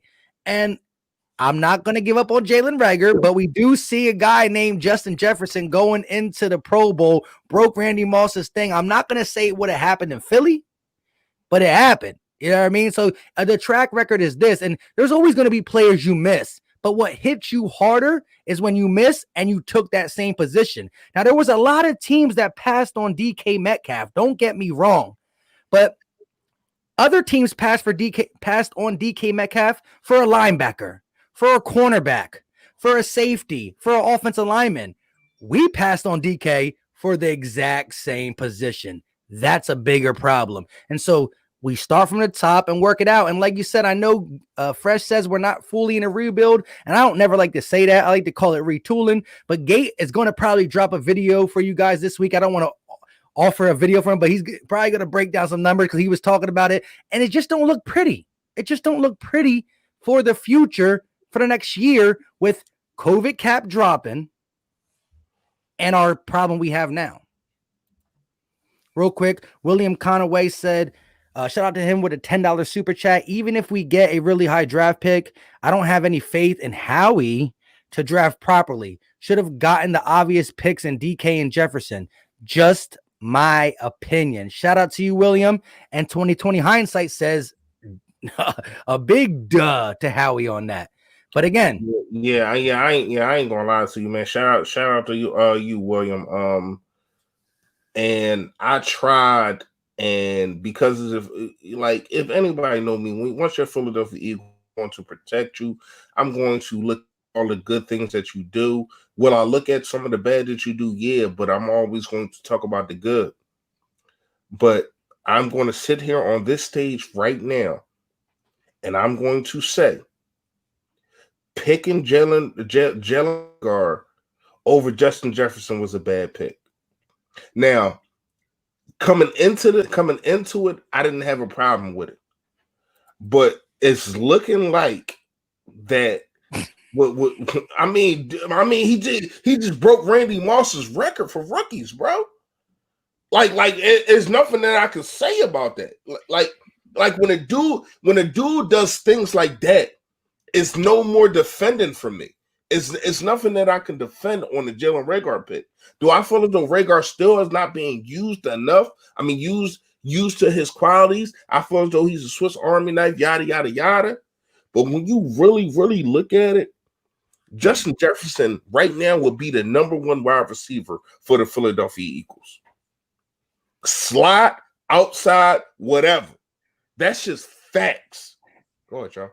And real quick, I gotta say this because he put it all over his Instagram before I get this, and I want to get Gates' opinion on this because I know Gate really wants to go on this because I know that was his guy. And again, I'm not trying to say, but I'm just putting out the stats. But Justin Jefferson said multiple times on his Instagram, y'all people really think that I'm only a slot. Wait till I get to the NFL. Multiple times he put on his Instagram that y'all really think that I can only play in the slot. Wait and watch. And then he done proved it. But shout out to Emmanuel Ossie with the $5 super chat. He said, what's your thoughts on Jalen after 3 games? Seems like it doesn't matter who is the quarterback. Coaching and injuries doomed us all season. To answer that real quick, I agree. Go ahead. No, go ahead. Yeah. So, Emmanuel, I'll read yours first, buddy, because you gave us a super chat. We appreciate you for doing that, man. Look, I still think Jalen Hurts is a very talented player, but he looked like a rookie today. Like, some of it's not his fault, man. You can't help when the offensive line puts you in that bad of a predicament in the red zone. Like, there's not a whole lot of plays in the playbook to make up that kind of yardage down there. Like, that's the offensive line. That's execution. That's partially on the coaching staff. When your players out there false starting that many times in a game, that's a function of coaching. Like, something's going on that's a little deeper there. I will say that probably having 30,000 fans in the stadium likely played a role. And I know you're like, dude, they should be used to playing in front of 80,000. True, but not this season. You had a lot of rookies out there. Like, it just seemed like that definitely played a factor, in my opinion, because we didn't look right. We did not look right with all the false starts and stuff. Not that we haven't been having that problem, but it clearly looked like to me that was taking effect there. In terms of what you were asking me, Mike, about what he said, look, to be fair, he had a season under his belt at LSU playing outside, and he was not the same player. To be fair, he was I broke down 2 videos on him because I thought that he was being misunderstood. I thought people were particularly harsh about Justin Jefferson, and I thought he was better than a lot of people gave him credit for. Jalen Reagor's still my guy. He was still the guy I wanted. But I put out 2 videos telling people, like, I think that there's something to Justin Jefferson, and I really respected his story of being this unheralded kid who basically said, I'll take my chances at LSU, even though I know I'm not going to be the guy, and there might not be a guarantee of a scholarship here. He took his chances, and he earned his way up there. I had stated it several times too, and maybe he is coming after me because those videos did get viewed quite a bit. Maybe he was taking a shot at me saying that, because I did say, like, hey, the question with Justin Jefferson I'm going to have is he more than a slot receiver in the NFL? And the answer to that is a resounding yes. He's clearly more than a slot receiver. But I mean, it's not like people that were making those things, when scouts were saying that about him, it's not like they were unjustified in saying that the only hesitation they have about this kid is, will he be more than just a slot receiver in the NFL? And by the way, there are a lot of very good slot receivers in the NFL who have made a very long living in the NFL and are very good football players. It's not a shot, you know what I mean? But when you're looking at the first round, you likely don't want to be drafting a slot receiver in the first round. And the kid, he's blown the doors off the league, showing that put me in 12-man, put me in 2-back sets, put me to where there might only be 2 receivers on the field. I could play outside. And he's played out there. You're absolutely right, Gay City. It took him a while to get his footing. It took him a while to get his footing, but he finally did. When I say it was a wrong pick, I'm just looking at from what I've seen. Mm-hmm. Now, I still like Jalen Reagor. I didn't give up on Reagor. I don't want people to sit here and say that I thought as though it was a bad pick. I like the pick. I just feel as though maybe he's not being used right. Maybe he's not being used enough. I would use him as punts. I do understand, and I broke down tape of him in college. He did muff some punts, and that's a problem. But these are things as a coaching staff that you're supposed to develop these kids on. And if you don't, that's on you. You know what I mean? Like when you really break it down, man, why in the hell is our developing staff so poor when it comes to, I ain't gonna say running backs, but when it comes to a lot of positions, running backs, hey man, thumbs up. O-line, thumbs up. Other than Matt Pryor, I don't know where the hell he was at in class, but he's bad. You know what I mean? Jeremiah Lotta gave up a sack today. I seen it. It was bad. But other than that, man, I really got popped. That was the pop fumble, right? You're talking about that was the big hit from Jalen. Yeah. He gave that up. Both the tackles played pretty bad today.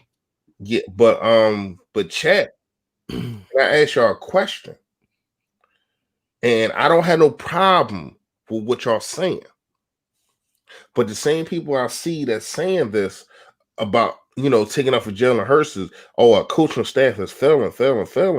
I've been saying this for the last 13 weeks. And people been grinding me up like I don't know what the hell I'm talking about. And now all of a sudden that it's the new toy that y'all like. It's the guy that, y'all want in there so bad when he has a bad game, because let's keep it real. Even though I like a lot of things that he didn't have a good game. It's the coaching, which I agree on. I agree on a lot of it was the coaching and a lot of it was the offensive line. But when I say these things for another quarterback who I am not even going to name, when I say these things, you like y'all comment and y'all DM me and saying that I'm tripping, I'm crazy, I don't know what I'm looking at.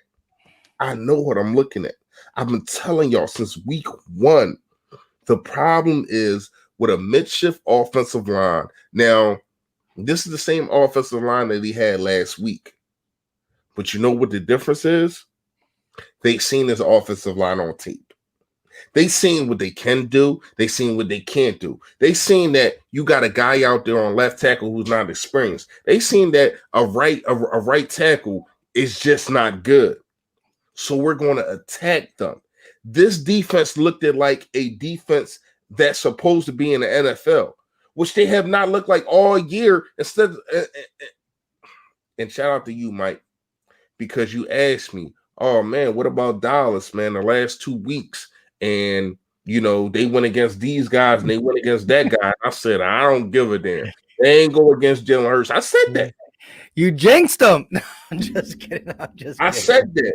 But I did not know that the offensive line and Doug Peterson was going to play and call a game like that. Miles Sanders came out there, right? You continuously ran him. 3rd down to 5, run him. 3rd down to 7, run him. You know what I mean? Like, I liked it. The first drive, I'm like, oh, man, we about to kill these dudes on a run. Mm-hmm. Lo and behold, Doug Peterson does Doug Peterson things. Hey, man, I'm in this chat with y'all, but if anybody know the score to the Sixers, please put it down there, man, because I don't know. I appreciate it. But I'm here with y'all right now. Go ahead, y'all. And y'all never answer my question, though. I want to try to rank from 1 to 3 who needs to be gone. Ain't nobody else.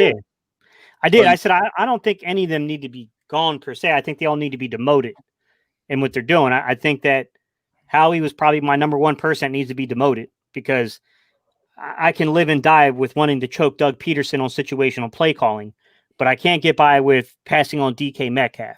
I can't get by on what happened in 2017 at the running back position. I can't, what I mean? There's a lot of things like you knew. So you tell me you watched the film. You watched the film on a first round offensive lineman in Andre Dillard, but never did a health and wellness check on the kid, never talked to the coaches, never got an understanding of his mental being to try to find out maybe why the kid was sliding as far as slid in the draft, and just took a shot at him. Like, it's things like that. Like, I mean, like, he's the guy, like, to me, you've got, I'm not saying you fire him, because I still think Howie is good at what he does, the things that he does, but personnel ain't one of them. He needs to chill out on personnel. He doesn't need to have that kind of control over personnel, to be honest. He's not a football, like, he's an accountant. I don't know how to say that politely. I don't mean that as a slap in the face to Howie Roseman, because he's a very good one. But this is a guy that doesn't have a lot of experience playing the game. This is a guy that really only worked a very small amount of time in personnel before being made the general manager. And this is a guy that, even after being named the general manager, still had limited duties for the longest time underneath Andy Reid. And then he had a year or two to really be the man. And then Chip Kelly brought his guy in. And then there was a power struggle there. He fired Chip's guy. Chip got really mad. That power struggle ensued. They kicked him to the corner of the office. Like, I mean, like, to me, Howie Roseman is the guy that probably should lose the most influence right now. And I don't think he should be fired, because I do think that while he backloaded the contracts, at least I understand why he did what he did. He was chasing a ring. We didn't get it. He was chasing that second ring, and we didn't get it. And I get that. I understand going for it, but you didn't supplement enough in your personnel decisions through the draft to warrant keeping the position, in my opinion, of like being the main shot caller when it comes to personnel. When it comes to Doug, I just think you got to force him to hire an OC, and you need to have a conversation with him about play calling. He needs to have that conversation about play calling. And then when it comes to Jim Schwartz, that's a tougher one, man. Like, I think the conversation with Jim has to be around some of the coverage schemes we run. I do think that there are times that we're exposing very young players in ridiculous situations. Like, look, Michael Jacquet was really bad today. He was. But that was a very unfair ask of an undrafted rookie free agent to line up and play against those two. Well, no safety help. No safety help. Yeah, like, that was a ridiculous ask. That's just the thing, though. His scheme is not to put the safeties over the top, and they think he's like, well, he did a okay job against he didn't really do an okay job. What's his name? Hopkins had like a $150, $160. The thing is though, Jim Schwartz will not do it. Once in a while, he'll drop, and he don't even really drop two safeties back there. He just drops another guy who starts underneath and finishes over top, and that's why we get beat sometimes because we're not fast enough. Hey, first of all, break man. This is not even about Carson Wentz. You're wrong. In the words of Gate City, you're wrong. Because let me tell you something. This is not about Carson Wentz. This is about our future. Yeah. You want to say Jalen Hurts is the future? All right, cool. But don't sit here and tell me Carson Wentz is 0-1 in the playoffs when they only played 6 snaps. Stop it. You're trying to make anything seem like it's Carson Wentz. When I'm sitting here and I got valid information and I'm sitting here and I've been telling you for the last 12 weeks that Doug Peterson is not calling a good game. And we've seen it today. Now, Breakman, you're probably a Jalen Hurts supporter, obviously. Do you think Doug Peterson, and I want you to answer this, Breakman, do you think Doug Peterson called a good game in this game? Because your answer should be no. And I'm going to tell you like this, with the exception of, I want to say, probably, definitely last week, but probably the New Orleans game, he been calling the same freaking game, dude. And this is the problem that we had. The offensive line, they finally couldn't hold up. They've been trying to hold up as much as they can, but they couldn't. Carson Wentz had to deal with 13 different lines like that. Like that.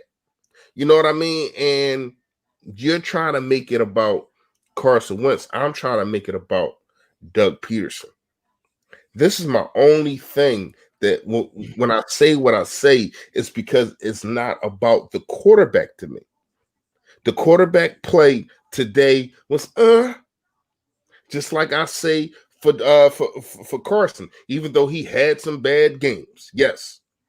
But to me, overall, it is the leader of men. It is the guy that stands in front of the podium and says, we need to do better. I need to coach better. I need to get my guys galvanized and all this whole bull crap. Stop freaking eating the ice cream and get a new playbook. How about you do that? Because it's crazy.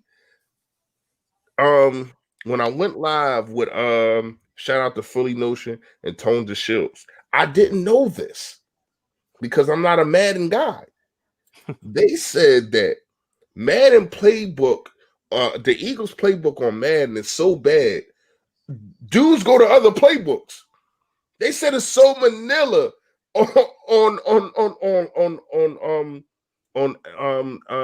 damn man, I can't even. Madden. Yeah, on Madden. It's so bad that dudes pick other playbooks to play with when they get the Eagles, man. And it shows on the field.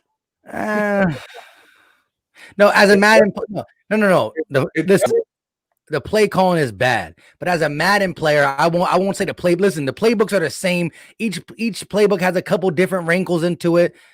They have different formations, but the playbooks are mainly the same. I honestly can play with the Eagles playbook. I just run the ball. But bring our break man 925 real fast. All right, let me just get this guy. DT, shout out for the $2 super chat. Man, I've been up here for a minute. I thought you've been to I know he's a Cowboy fan. Is Philly going to win next week? Yes or no? Listen, I don't know. And as Fresh said, it doesn't really matter to me. And I love how you support the Philly Talk podcast as a Cowboys fan, but there's too many of you that I don't like. So I gotta rock with it. I can't allow you guys to get in. I can't have the whole off season. You see, if you see, I want him to get in. I want him to get in. Oh, you want him to get in? I want him to get in. Give up that draft pick, and also get murdered in the playoffs. Get murdered. I want him to get in. Go ahead, get in. Hey, but shout out to my guy DT though. He's a cool dude. He's definitely a cool dude. All he did is keep it real in the chat. You know what I mean? I appreciate him 100%. Yeah, I'd rather see Dallas picking in the back half, back half of the draft at 21 or later rounds, 21, 21st, 20th pick or later. You don't want them picking in the top 10. I think that as good as Washington has shown itself to be, as good as its coaching is, without a legitimate quarterback, you know what I'm saying? I'm not really fearing that too much. They got a legit defense. They got a good head coach. They still need a quarterback to be a real threat in the NFC East. Now, maybe they find that this draft. That can change real quickly. I'll admit that. But until they find that guy, you know what I'm saying? Haskins clearly ain't it. Yeah. All right. So since Mike ain't bring it up, where is it at? I asked you. I thought it was this one. I told you, but you said you want to get to the super chat. It was at 9:25. Break. This ain't it. That's up. Oh, damn! I ain't even see it. I'm sitting there looking at it. Yeah, man, check it out. Go ahead. Hey, quick, man. My bad. I'm like Doug Peterson right now. I'm befuddled. I don't know what to do around the third quarter. But he said first you said teams figured out Jalen Hurts play and how Carson made and how Carson and how about Carson? Maybe he's trash because teams figured out Carson. First of all, never said that Jalen was trash. I said that teams figured out the playbook. They figured out what Doug Peterson wants to do with Jalen Hurts. And you seen a bad defense stop that. That's what I said. Go ahead, rewind and all that. Check the tape. Because I never ever rooted bad for Jalen Hurts. I'm just trying to make y'all focus on it's the coach. It's the coach, y'all. And no matter if we got Dan Marino, Aaron Rodgers, Peyton Manning, or whoever at quarterback, we're going to have problems. Go ahead, man. Yeah. Look, I just want to run through some numbers I looked up, guys. This is why I'm calling this a rebuild. When you look through the numbers of what's about to happen. I knew it was coming. Here's our D-line, guys. So starting next year, and I don't know what worked out here because Fletcher Cox did rework some of the money, but he's scheduled right now to make $23.8 million against the cap next season. He's the second highest paid player on the team. Following him, Brandon Graham is scheduled to make $17.9 million. Following him, Javon Hargrave is scheduled to make $15.2 million. Following him, Lee Jackson is scheduled to make $13.6 million. Following him, Derek Barnett is scheduled to make $10 million. There's no way we can carry all these guys. Just look at how much money is just tied up right here, just on the O-line alone, our D-line alone. I mean, you're looking at, let's see 27, 47, 57. You're looking at over $75 million on the D-line.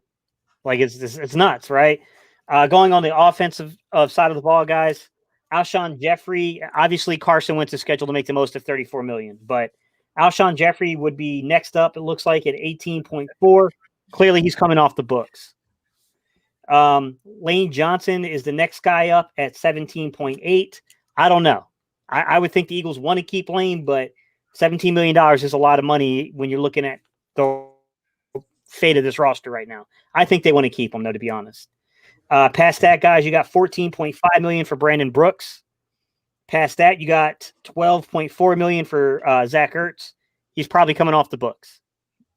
Past that, guys, you got $10.9 million in Djax, $8.4 million in Kelsey, $5.4 million in Isaac Suamalu. Some of these guys are going, man. There's just no doubt. Like, there's going to have to be a rebuild because we're 90-some million over right now, I think. Guys are coming off these books, man. There's no doubt. Yeah, real quick. Great breakdown, Gate. And like I said, there's some guys that we already know we won off. Like, not saying we just totally dislike Zach Ertz, but his time in Philly with the body language, the fact that we're broke, it just has to be.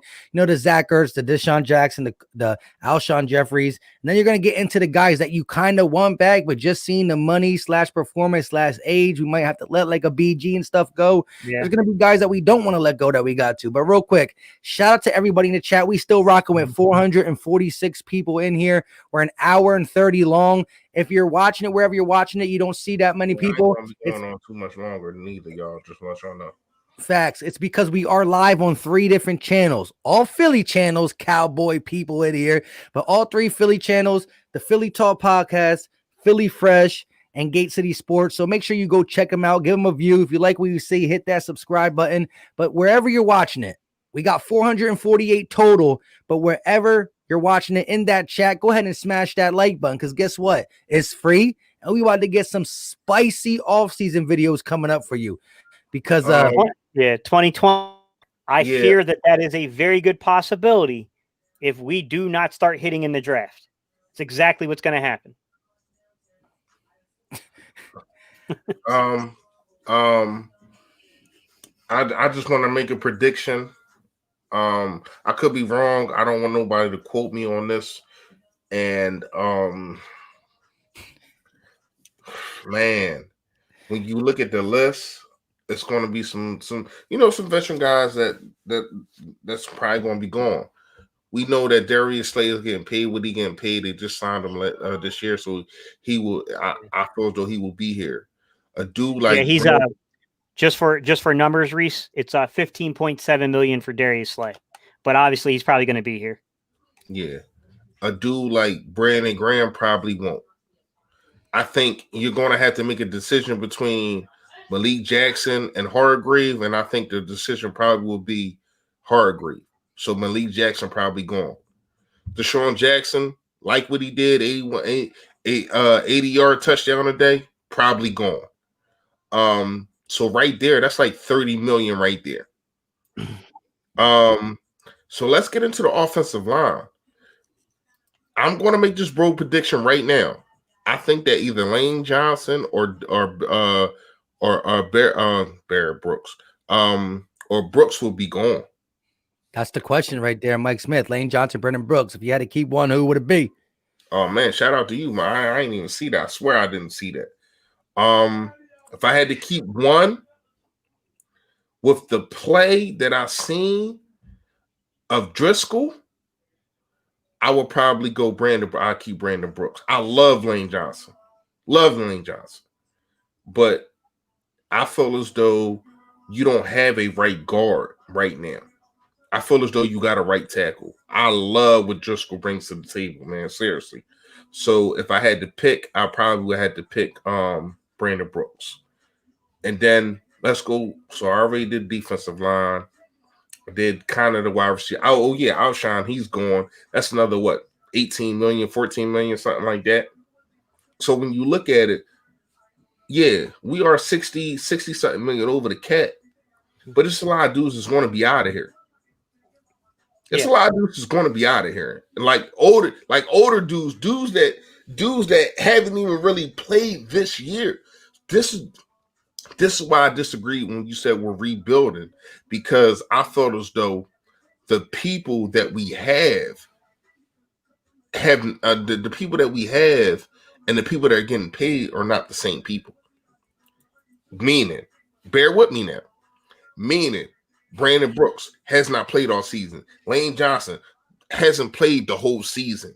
Malik Jackson, he has been in and out. Deshaun Jackson, we already know he's been in and out. And he's out. Alshon Jeffrey, he just came on in about 3 weeks ago.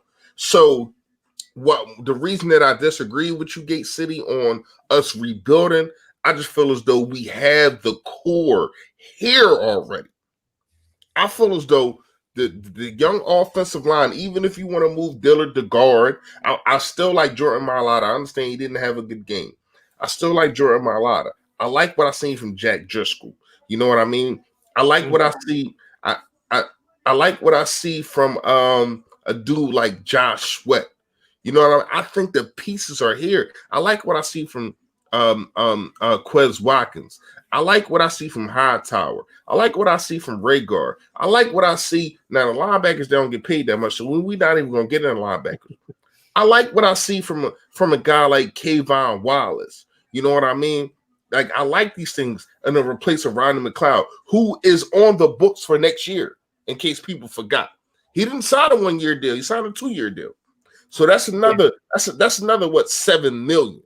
You know what I mean? Like only reason I said that I don't think that we're rebuilding, because when you're rebuilding, you had to find them pieces and try to pick and plug them in.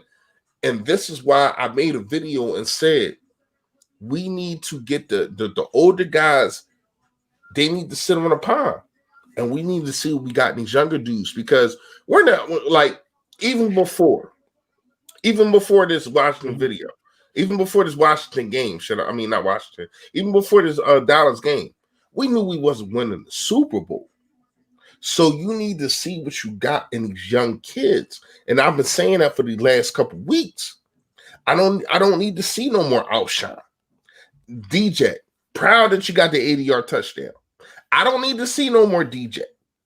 You know what I mean? And I made this video when Peters was. I said I made this video when Peters was still healthy. I don't need to see no more Jason Peters. I need to see what we got in these young guys, because we talk about rebuilding. I think that the pieces that we got is already here. Go ahead, y'all. Yeah, but that could still be considered a piece. You're talking about if you're talking about your whole team's a second-year team. You know what I mean? Unless they're just immensely talented and being able to do what we got to do, it's still part of the rebuild. You know what I mean? That is the rebuild. Out with the old, in with the new. And we got no.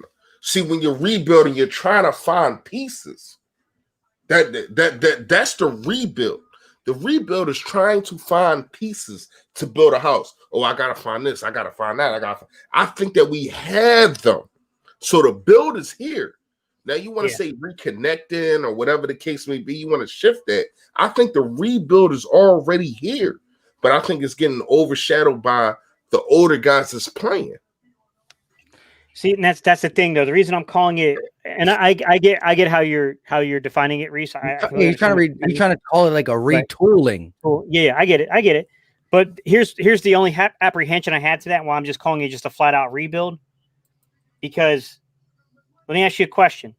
I get exactly what you're saying, and I think you should be excited to an extent for the young talent on the team. I think you got a point there. But even with that young talent, not one game this year have we scored more than 30 points. That's concerning to me. On top of that, two of the younger pieces that we're all excited about being here long term are up for contracts, and that's Miles Sanders and Dallas Goedert. Next year. You generally speaking, you get them under contract. Yeah. You're right about that. You know what I mean? You got a lot of older guys that are going to, I agree with you, Reese. You got a lot of older guys that will, I'm not going to say are 100%, are likely off the books, okay? Because you always got to leave a little crack of the door open, because even Jason Peters came back. But you got Zach Ertz, Alshon Jeffrey coming off, D-Jack's probably coming off. I think those three guys, no-brainers, are coming off, right? Marquise Goodwin might be back, but even he's due like $4 million next year. So he could be potentially coming off. I don't know. Pay him that, though. Yeah, I am too. Personally, I would keep him, because you're going to need a veteran receiver. You are. And I get what you're saying. Like, I'm a little disappointed that Fulgham disappeared a little bit, but I still think the kid has talent. So I'm not completely down on Fulgham, right? I think Rager had, okay? Yeah, I think there were guys that we probably, like I said, I was a little skeptical of taking anything near the top 20 pick that was not a true X receiver. We waited around until there was really only one of those guys. In the end, there were three of those guys that could have played that role later on in the draft. But one of those guys that probably you could have made an argument for a first-round grade on, who ended up going to Cincinnati. So, but I still like Rager. I still think Rager's talented. I think we're going to be okay there. I think Hightower shouldn't be given up yet. I don't like the fact that they gave up on Hightower down the stretch. I think that was a mistake. Quez Watkins is starting to look like a player to me, guys. He's starting to look like a player to me. I do think the young core, if you can get Miles Sanders, make sure he's locked up. If you can get Dallas Goedert locked up, right? Hey, man, Jack Driscoll might have been one of the 2 or 3 best draft picks from this draft that we made, hands down. Hopefully he just don't get this injury prone status, because he's been in and out of the lineup. And that's my fear, is that when you ask me that question, Reese, about Brandon Brooks or Lane Johnson, I'm like, man, both of those guys are always in and out of the lineup. I hate that. They're both phenomenal players. For the last 3 years, we kept saying once we get these guys back, we're going to be good, and we get them back and they're injured. But neither of them guys are finishing seasons anymore. So to switch the pace real fast, Gates, because I appreciate everything that you said, and I think I agree with everything that you said. What about Travis Fulgham? I think he's kind of the X factor in this whole thing that we're talking about. Are you going to pay this guy? Are you going to try to give him a 1-year deal to have him stick around? Because the league's seen what he can do. And I'm pretty sure it's OCs just licking their chops saying, man, the things I can do with this kid that they have not done for the last 5 weeks. Yeah. I mean, that's really the question, Reese, is what is happening with the kid? Is this a matter of this kid understanding that once defenses adjust to you, then you've got to win. You got to find ways to win. All right, go ahead. But I mean, to be honest with you, his snap count has gone down. The opportunities to make plays have gone down. And he did have a rough stretch there to where when he had opportunities to make plays, he did drop some, to be fair. He didn't always make the best of his opportunities, down the stretch here. But I still think there's obvious talent with Travis Fulgham. I do think there's talent here. Now, Mike's not drunk, guys. Sixers game's on. I'm still watching us get destroyed. Yeah. Like, I think there's obvious talent there, man. But I don't know, man, because we keep going into this draft. We keep exerting all this effort on receivers. I agree that we need one, but I just think that we have way bigger problems. And I know that people are saying, like, well, you got Rager's really a number 2. And I agree. Rager's number 2. He's a flanker. He's a Z receiver. That's a number 2. Number 2s can be dangerous. I agree that outside of that, the rest of these dudes are like, they're 3s, 3 or 4s. But you know what? Teams win like that. They do. You don't have to have number 1s all the way across the board. We won like that. You can win like that. We won a Super Bowl like that.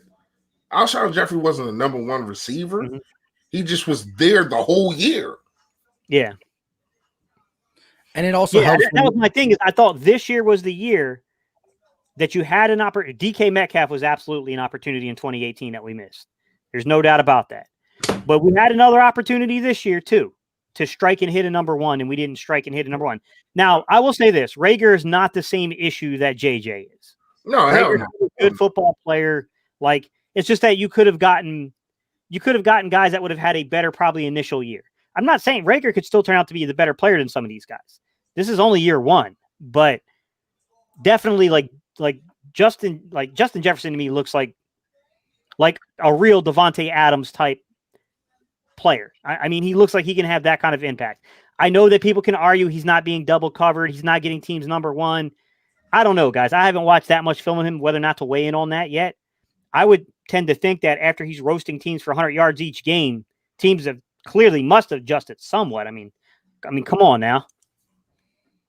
I think that's the best way to, sometimes when you just draft the best player available, even though, obviously if the best player available is like just say for some reason we were able to keep, which Gate kind of said we're not able to, but say we were able to keep all these D tackles, the best available D tackle, then you don't do that. But even if you're okay at that position, that's the way you make sure you hit on your picks, because best player available has a lesser chance to be what you call a bust. But what happens is when you try to find the best player available at your pick at a certain position, it might have been a big drop off. It might have been a draft where these 2 receivers are the top 2, but the third one is a huge drop off from them first and second. So you don't go best available wide receiver, and you just got to eat it at that point. So best available is the way to legitly stack your team with talent. That's the best way to do that. Yeah. I'm not saying you won't miss. You could still miss the best available. Look at some of these top 5 picks who become busts. You know what I mean? But it's the best way to go to not have a second round pick guy out of Stanford who, the Eagles were high on, but not many other were. Yeah, I mean, it's tough, right? Because like T. Higgins was the guy that I wanted. I mean, I was a huge Jalen Reagor guy. I was happy when we drafted him because I know that Jalen Reagor has talent. But when you were asking, like I told you, I said, man, something about T. Higgins just stands out to me. There's something about the fact that this kid's not a burner, but always seems to find separation. He's a really good contested catch guy. Like, he stood out to me. He was a guy that I really wanted in here. And look, to be fair, the kid out of Notre Dame that went on to play for Pittsburgh, he turned out to be a lot better than I thought. Like I thought that he was definitely worth a look and worth, trying to develop. But that kid truly turned out to have first round talent. And I didn't hear many scouts putting him up that high. I scouted him and I said if he's available at 53, the Eagles should consider it. So even I was a little higher on him than most people were. But we did. We missed opportunities, man, to get a number one receiver in here. We did. I mean, there's no doubt about that. And I know some of you guys are saying, like, what do? We just stop trying to get a number one receiver? I think there's so many holes defensively. Yes. It goes so many holes defensively. You're absolutely right. I mean, we could have had Devontae Adams instead of Jordan Howard. I mean, not Jordan Howard, Jordan Matthews. My apologies. We could have had him. Could you imagine us having Devontae Adams? Like, that's a true number one receiver. Metcalf, a true number one receiver. I feel as though Justin Jefferson in this scheme, or not even just scheme, but he would be our best. See, here's the thing with number one. See, and I'm gonna make a video about this one day this week on how I feel a number one receiver is. It to me, it's not where your position is. I don't care if you're the X, you're the Y, you're the Z. To me, is a possession guy and also a guy that can give me big plays. If you can do both of them, you're number one to me. If you are a guy that leads your team in receptions year after year, if you are a guy that leads your team, you don't got to lead them in yards and touchdowns, but you have to be that guy. You got to be that guy. When I look up, I'm looking for him. I'm looking for whatever number that guy is, because that is the number one guy. Third and 4, that's what you're finding. What happened? 3rd and 4, you're looking at him. Exactly. And to me, that has been a tight end for the last 4 to 5 years. Zach Ertz. It's been Zach Ertz for all Carson's career, all Doug's career. Exactly. But you could have, it's so many times that you could have made a difference in that. You could have had a Metcalf. You could have had a Devontae Adams who you picked Jordan. Well, like, I don't understand. How was your scouting team telling you to pick Jordan Matthews over Devontae Adams? I don't understand that. Like, how was your scouting team telling you to pick J.J. Arthur-Whiteside over DK Metcalf? I don't understand that. Like, and let's go back some. How in the hell is, and I'm going back a little bit, y'all bear with me. How in the hell is your team telling you to pick Freddie Mitchell over Ocho Cinco, who was Chad Johnson then? Like, I don't understand that. Yeah. Like this organization has failed at wide receiver for so freaking long. It's the reason why Harold Carmichael still leads the Eagles in everything. Dude ain't played in 38 years. And you know the crazy thing is, when he gets passed, it's gonna be by tight end Zach Ertz. Yeah. That's what I'm saying. Like I don't understand that, man. This organization has failed at the wide receiver position for so long that makes me want to freaking throw up. It's like bad. Seriously, bro. Like it's a shame, man. Like, do your and I'm saying this for whoever is going to be the quarterback for 2021. Do your quarterback a favor and start drafting a number one wide receiver. Because let me tell you this. If we are there and Jamar Chase or the dude from Alabama is there and you don't go pick them dudes, I'm not making another freaking video, dog. I'm not. Because it's just so simple, man. These are simple things. Now, what I can say, the Rhaegar and Justin Jefferson thing, I'm not too mad about that. I'm not mad about that. I get it. Justin Jefferson come on the scene. Now, here's what I can say. Justin Jefferson got to be able to be around a lot of talent. He had a number one, so he ain't have to be the number one. Rhaegar comes into a situation to where as though they're looking at him as the number one. Mm-hmm. You know what I mean?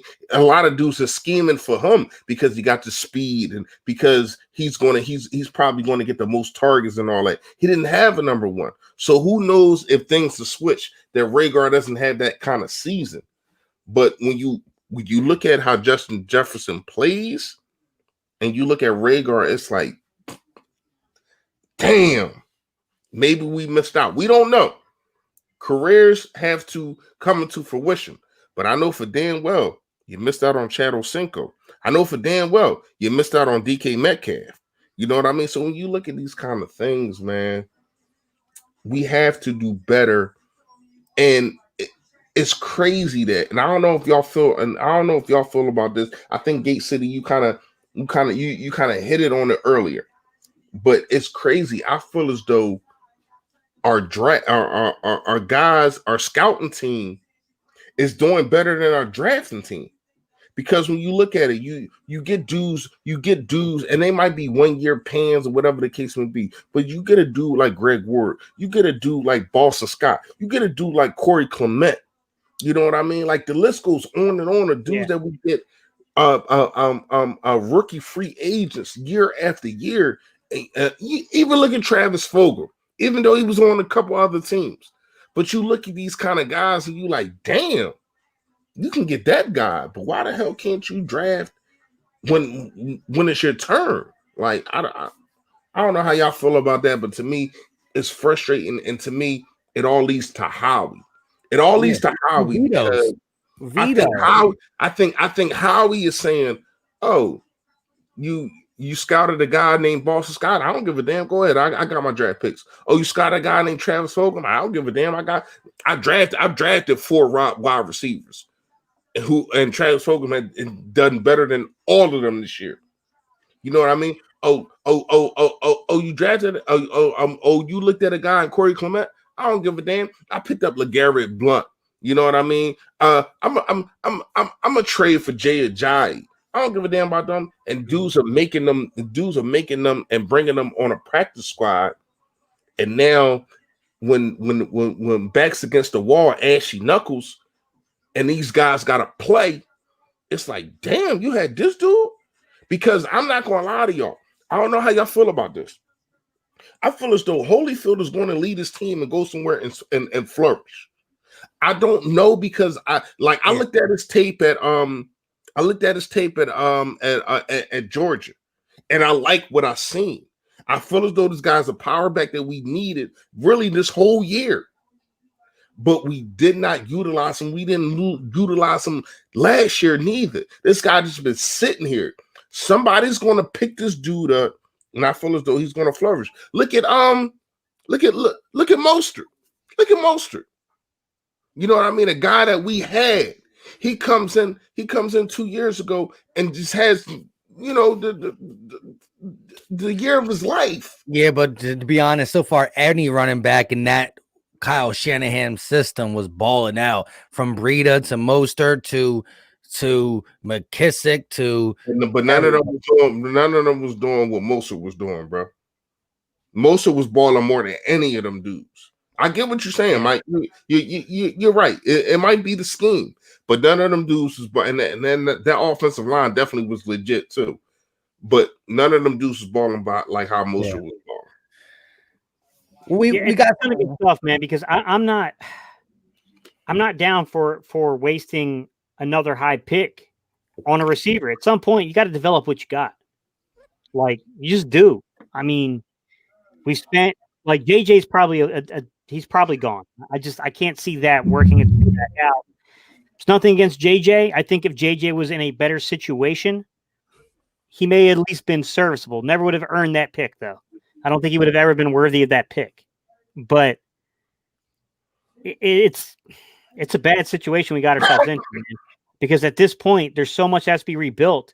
And I know guys are saying, like, oh, like, well, Ray doesn't look as fast as we thought he was. He's as fast as we thought he was, guys. That's not what's going on. What's going on is just you got to give people time to develop downfield.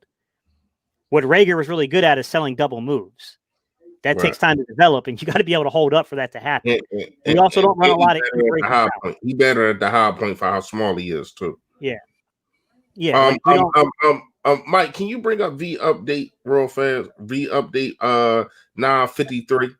954, sorry, because this is something that I tend to try to leave away because I already know why I call this dude this and what I call him.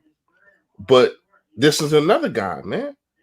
This is another guy when we talk about AAA Alligator Arms Aguilar, who left this situation and left this organization and went somewhere and did something. And maybe it was us. When I say us, I mean in a fan pressure and a dude saying I was catching kids out the burning building. Unlike Aguilar, we all know that. You know what I mean?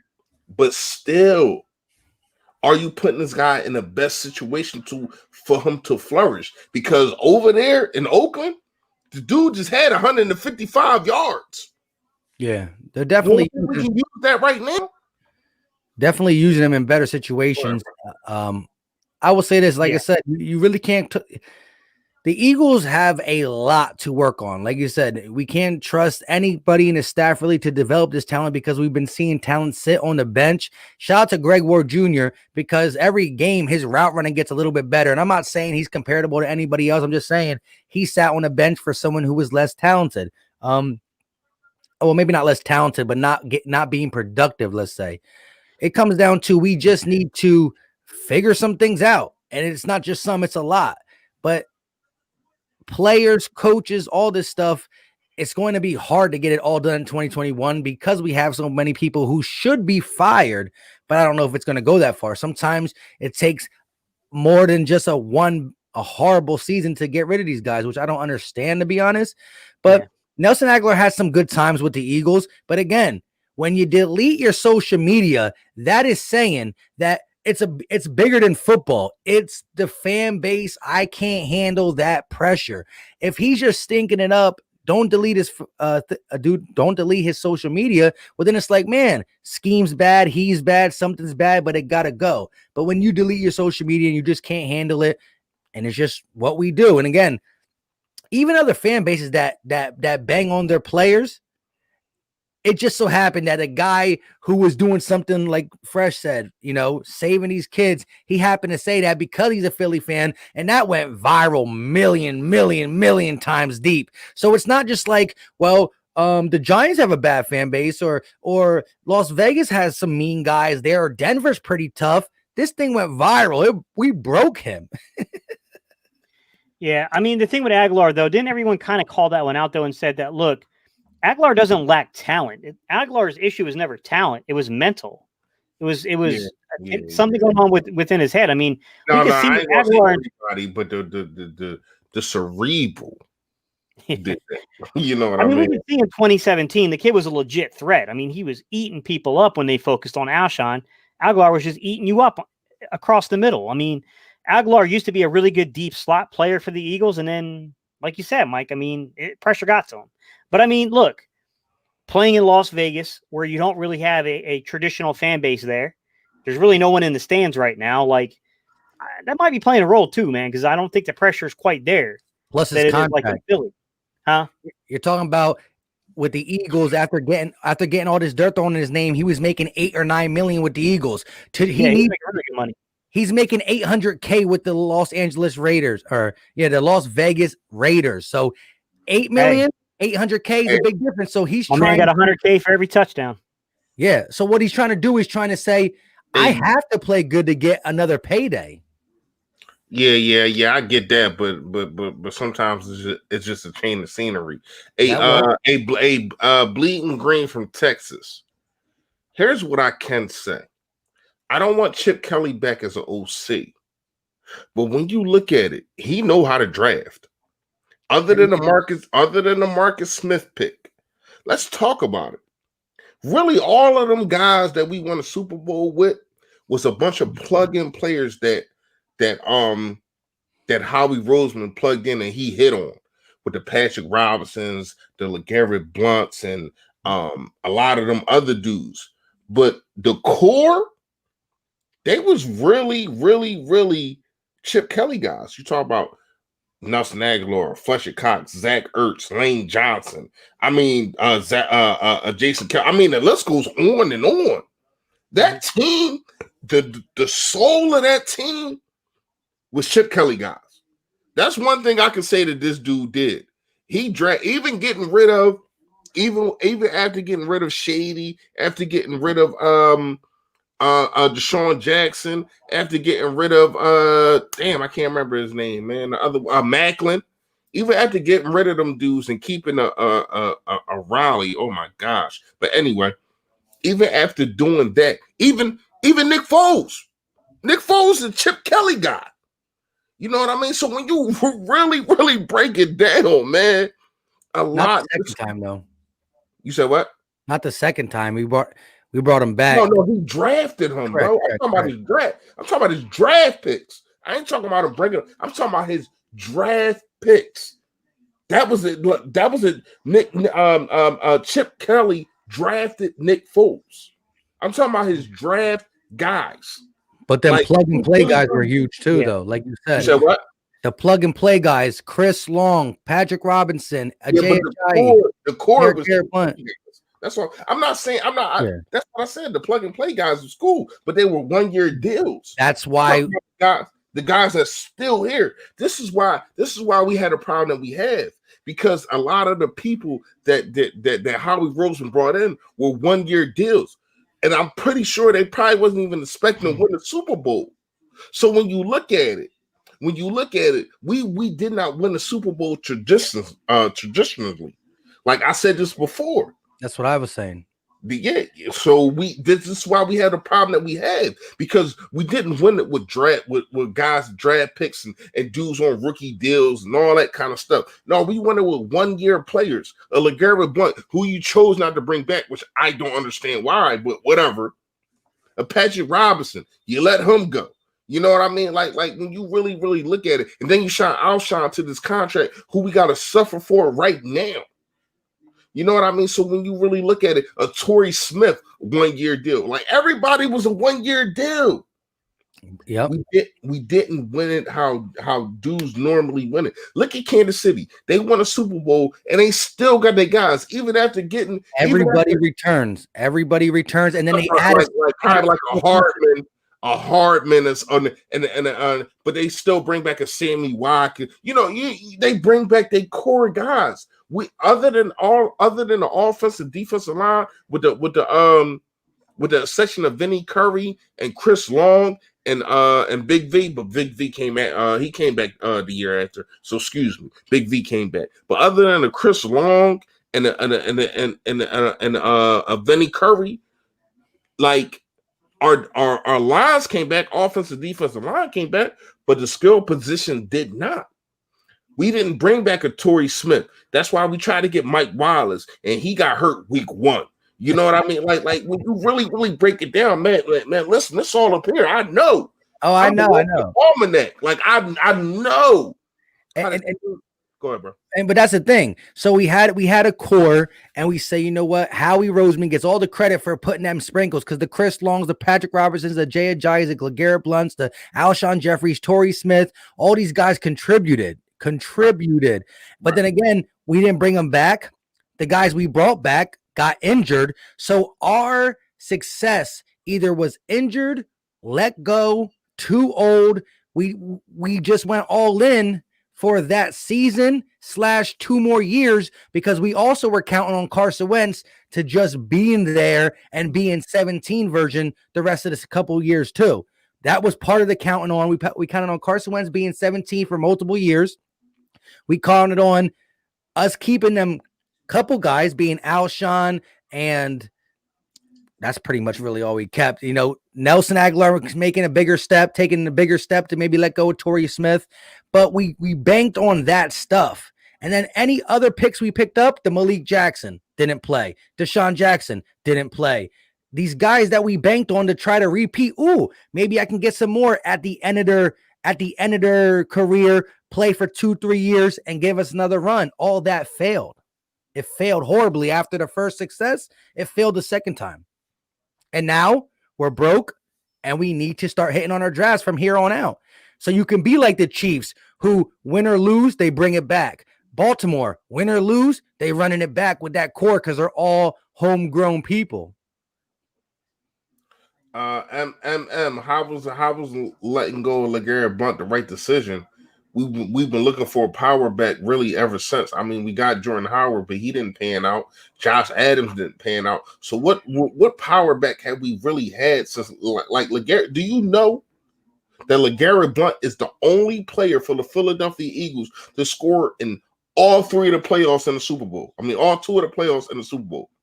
He was the only person to score in the Super Bowl. The only person. So for you to say that and on just being and for him to actually say, you know what I mean, him being with the Philadelphia Eagles, that was the best season of his career after winning the Super Bowl with the Patriots the year before, and to come to this team, and he was so you can actually see it in his face. You can see how like I understand it was because of winning. Winning cures a whole lot. Winning when you're winning, you down look a lot of things. You know what I mean? And when you look at LeGarrette Blunt, it seemed like he was the happiest he ever been in this freaking life. I don't know the man personally, but when you like you can literally see how happy he was to be on this team. And that started at, I want to say week 3 or 4 against the Chargers, when he put the team on his back and went for 5 minutes and just carried the ball after we grinded Doug up against Kansas City. We grinded Doug up against Kansas City. You know what I mean? And then he comes out and he does that, and ever since then, man, the dude he been happy to be here. I would have signed LeGarrette Blunt back, and you ain't had to sign him for nothing. He signed for like $2 million to the Lions. Like, why didn't you sign him back? Go ahead, Joe. Hey, shout out to Trey. That was a great draft in 2012. It was. 13 was good too, and we got Zach Ertz and we got Lane Johnson, and we got all them guys. So 12 and 13 were hitters. 12 or 13 were the homegrown guys that we went to the Super Bowl with in 17 with the plug and play guys. I just think Howie got too plug and play happy and said, let me do it again and again. And it didn't work the next couple times. And because Chips draft 12 and 13, who were key people, Vinny Curry, Cox, Kendricks, Foles. You got 13 being Brent, Zach Ertz and Lane Johnson, all these guys. And then Howie Roseman did succeed with the plug and plays, but Howie Roseman has been so bad at drafting. Guess what? The core is getting worse, and his plug and plays are just too old. It's not getting done. So the core, the new core he's trying to bring ain't sustainable. All our draft picks for the last couple years have been just leaving or not doing what they do in the Eagle system. And then the plug and play guys are all injured. Jordan Howard, he plugged them. It was working good. Long stinger for like 7-8 games. Deshaun Jackson to the Malik Jackson's first year to all these plug guys are not working. So I don't know what we're going to do. I just know that we hit a ship like head on with COVID plus being broke. Like every team is going to have to make some decisions because of the 30 million setback. But you're talking about that on top of just everything coming into all this buildup after the Super Bowl was to be our window was 18 season, 19, 20. And we were going to be in trouble here. But Howie's thinking my plug and plays, my contracts that I'm only just backtracking. Oh, let me renegotiate you. Okay, you don't get paid 17, 18, 19. You're going to get your big money in 20. Like we did too much pushing the goalpost, and we kept being injured. And we're like, one more season. We got to get healthy. We got to get healthy. And it might have been if we were healthy, but it didn't happen. Yeah. So, I mean, on the topic of Chip Kelly, I saw you had asked me a question about it. I mean, my insights to Chip Kelly are this, and look, sports science and nutrition, I think Chip Kelly was ahead of the game. I think he was very innovative there. I got to give him props. I got to give him credit. I think some of it is BS. You know, the whole shake thing, like unless you're taking blood, unless you're getting blood drawn from these guys like on a monthly basis and seeing what they're deficient in, like I don't know the extent that they were taking it to, but I mean, whether it was a placebo effect or not, it worked. The RPO offense, Chip Kelly was really the first one I saw in Philadelphia start really implementing heavy RPO. Before Chip, I always remember that really being kind of a knock on coaches, saying like you couldn't run a pro system. You're running college systems. So, I mean, you got to give him credit for those type of things, but I think he was an egomaniac. And I think I got him in trouble. Yeah. I ain't like when I brought up Kelly, I said nothing about the coach. I just talking about this drafting. I thought as though, you know what I mean? I felt as though him putting Howie in a broom closet or whatever he was, it kind of wasn't a bad idea. He didn't miss on, but here's what I can say. He still didn't bring a number one wide receiver to this team. That's what I can say.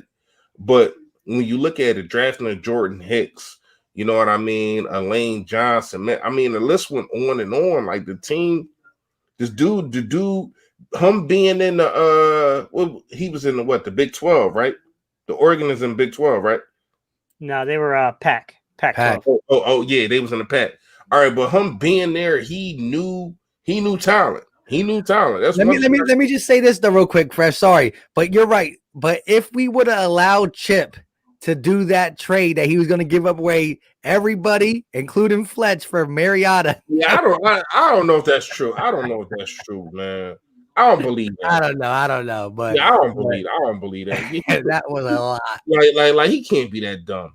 That's his guy though. Like when you coach a guy in college, you really think like, dang, we were good in college. He was good in college. I was good with him. But to give up Fletcher Cox, like, no, I ain't know. No, I don't see that. I hear you. But with that being said, we at 2 hours and 11 minutes. Shout out to everybody. I told Philly Fresh when I was doing my play-by-play, I was like, yo, I can't go on post game.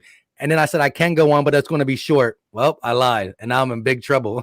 Like, no. You in big trouble. I'm in big trouble, man. I'm supposed to have been out of here. Keep messing with you people, man.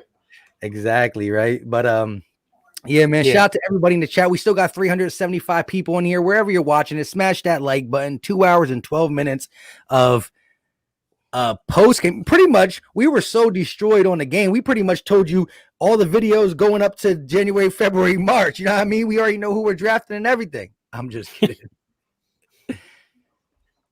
No, someone was asking me earlier about LSU's receiver, the Marshall kid. To be honest with you, tall kid.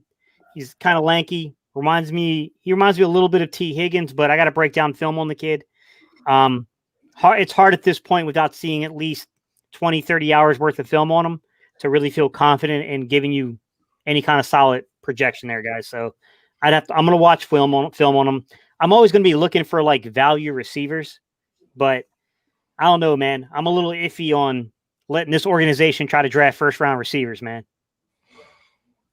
Me too, Tone. Shout out to Tone the Shows, man. 199 Super. Yo that, man. What's going on, Tone? I'm sick too, bro. I need a thermometer. I need one of them new thermometers that they got put on your head before you even go into the joint with the trigger on it. Seriously, man. Like I'm sick too, bro. But at the same time, man, we're starting to see. To me, it's a gift and a curse because from what I have been saying since around week 1 about Doug, I think you're finally starting to see it because it's with another quarterback. You know what I mean? Because a lot of the things that people was blaming the other quarterback for, we starting to see. We starting to see the same things, and they are not changing. Now they did change. They did change last couple weeks, but once people started getting adapt to you and started getting adapt to your play scheming and what you and Jalen Hurts want to do, you had no answer to switch it up. You had no answer, and I got a problem with that. Hey, Mike, Edwin, are you talking about Terry from FSU? I'm familiar with him. He's very fast, but I can't stand FSU, man. I'm an NC State guy. They're almost as bad as the Bones in Clemson.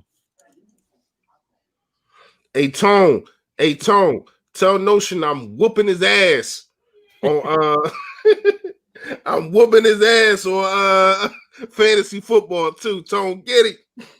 There you go. Hey, shout out to Mike Smith. He said, shout out to your wives or girlfriends and just the family or whatever we got to do, how we put it on the back burner for a 4-9, a 4-10-1 team. That's what we do. We still put the family on the back burner or duties on a back burner for the Eagles culture. That's what we do, man. I mean, Gate, how was your Christmas? Did you get a Christmas gift after that long not wrapping gifts since Yeah, man, she got me a picture of no, I'm joking. Howie Roseman? Man, I don't know, how was y'all's day, man? Mine was good, guys. I ain't do much, man. You know, I just buy for the niece and stuff now, man. I don't really buy for myself. Bro, like I that. got like so much. I brought for 4 kids, wife, and then I took care of my just too much. I'm broke. Broke. Yeah, you know, I don't celebrate. You know, me being Muslim, I don't want to get down. Want to get Yeah. down. So, And that's why on Christmas, as he wasn't celebrating, he put out that fire video. Everybody go watch it. He's talking about his guy. man.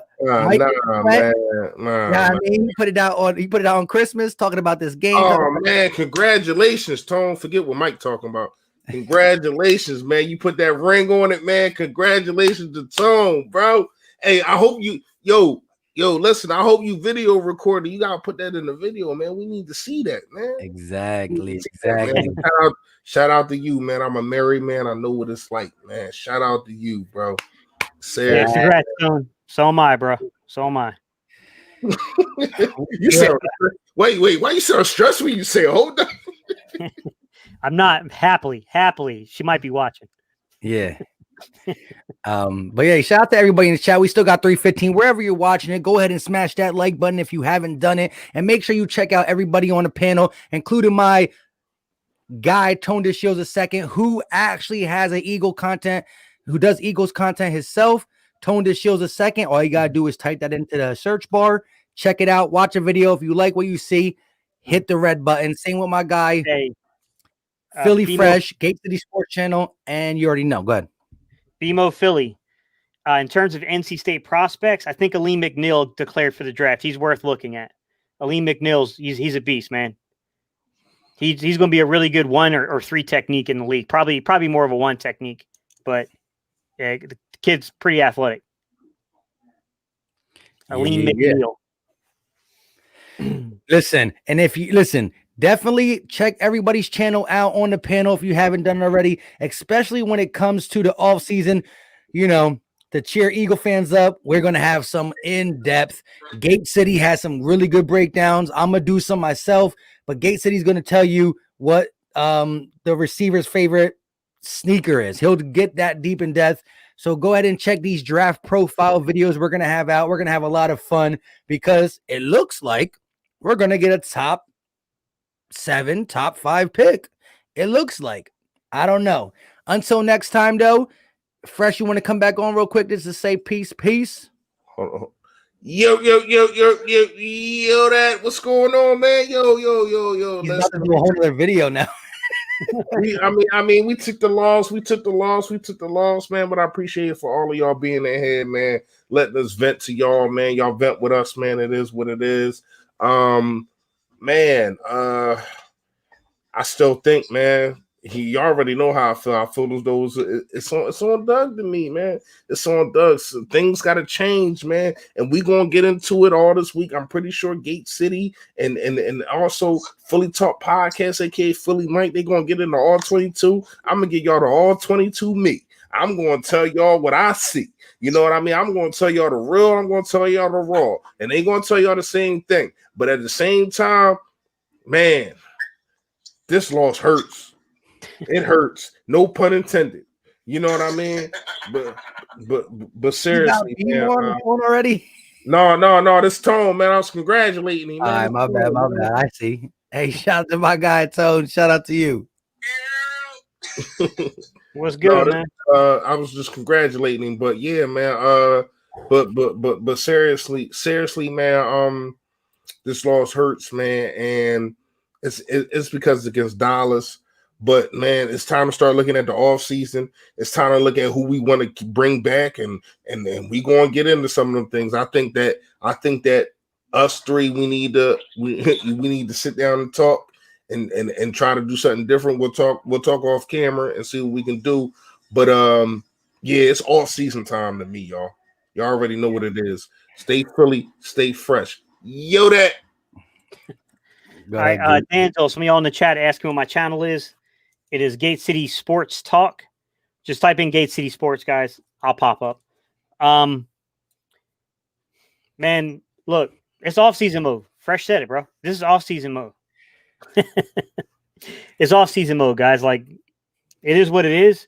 I don't think it's in our best interest to win next week, but hard to go into any game and not want to win the game. I'm just going to be honest with you. We got a lot of cap. I'm going to be covering the cap stuff, guys. I'll still do some film breakdown for you guys, but as we look at this cap situation, there's a lot of big decisions coming up. A lot of things that got to happen, guys. So I'll get you guys some cap videos. I'll do a little film study for y'all this week. I'm sorry, man. I took off pretty much the whole week. I just didn't think, with Christmas and stuff, guys, I was like, yeah, everybody's going to be with their families, and I don't want no one's wives hitting me up on YouTube talking about stop posting on Christmas. So I ain't post. Facts. But, I'll be back this week. Yeah, the day before Christmas, I dropped my Jalen Hurts all 22 film breakdown, and then the day after Christmas, I did my preview for the Cowboys game. I talked about them getting takeaways, and they took the ball away from us a little bit more than I wanted to. Look, it was a tough loss because I do the play-by-play, and the chat be keeping it funky, and they were coming in like, yo, the Washington football team is down 20-3. We're up 14-0, 14-3. Everybody's going wild, and then boom, reality just smacked us in the face, and we realized it's time for the offseason. So it is what it is. Can't hate. But as Gates said, I will be doing some, as much as the draft videos I did before last offseason. I was a little bit different when it comes to being able to have graphics on my videos and stuff like that, but I still try to give you the best ability I can. And we got a lot to talk about. All three channels will be going off when it comes to draft videos, blame videos. I already talked to 500. I think that like all five of us, we should get in on the whole draft thing, the draft board and all that kind of stuff, man. I ain't talked to LB yet, but I'm conversating with 500 about it, man. He all on deck with it. So let's do it. I'm pretty sure y'all is too, you know what I mean? Yeah, of course. Us doing a whole draft board or whatever the case may be, because you already know what we did at the end of the season with the draft and all that. I think that was dope. But yeah, that's what it's looking like we talking about right now. You know what I mean? Yeah, absolutely. It's a shame, but it is what it is, man. Go ahead, Mike. My bad. Hey, nah, you good. You good. The worst part is, man, we got one more week until we got to start looking at these Saturdays again, man. Exactly. The Hey, Saturday. I'm ready, man. I'm ready, man. If the day one's still in here, y'all know what them Saturdays be like, man. Y'all already know, man. Shout out to y'all. Y'all used to hold it down in that joint. Facts. The off-season Saturday live streams. Oh, yeah, we're going ready for the marathon, gentlemen. Right, we're going to Mike to sing the Philly chant and all the Eagles chant and all that. Yep, I'll make. Yeah, look. At the end of the day, though, I'm a little bit more comfortable with my people now. I won't be as embarrassed, so I'm cool. I got. I redeem myself. But yeah. With that being said, shout out to everybody. Still 242 rocking with us when we're saying our goodbyes. I appreciate you guys 100%. I wish the Eagles appreciated us and got a dub for us, but it is what it is. Off to the offseason. I wish they appreciated us and hired us. We know what the hell we talking about. Exactly. Until next time, I go by Philly Mike, and this is Battle Birds Podcast. We got Gate City Sports Talk. That's how they gotta find you, right? Yeah. Because you always just put Gate City Sports, but it's Gate City Sports Talk. You can type in channel or talk, it'll pop up. All right. Yeah, you should be known now that Gate City should get you almost. Yeah, pretty much. Really fresh and the Philly Talk Podcast. Until next time, you guys know what time it is.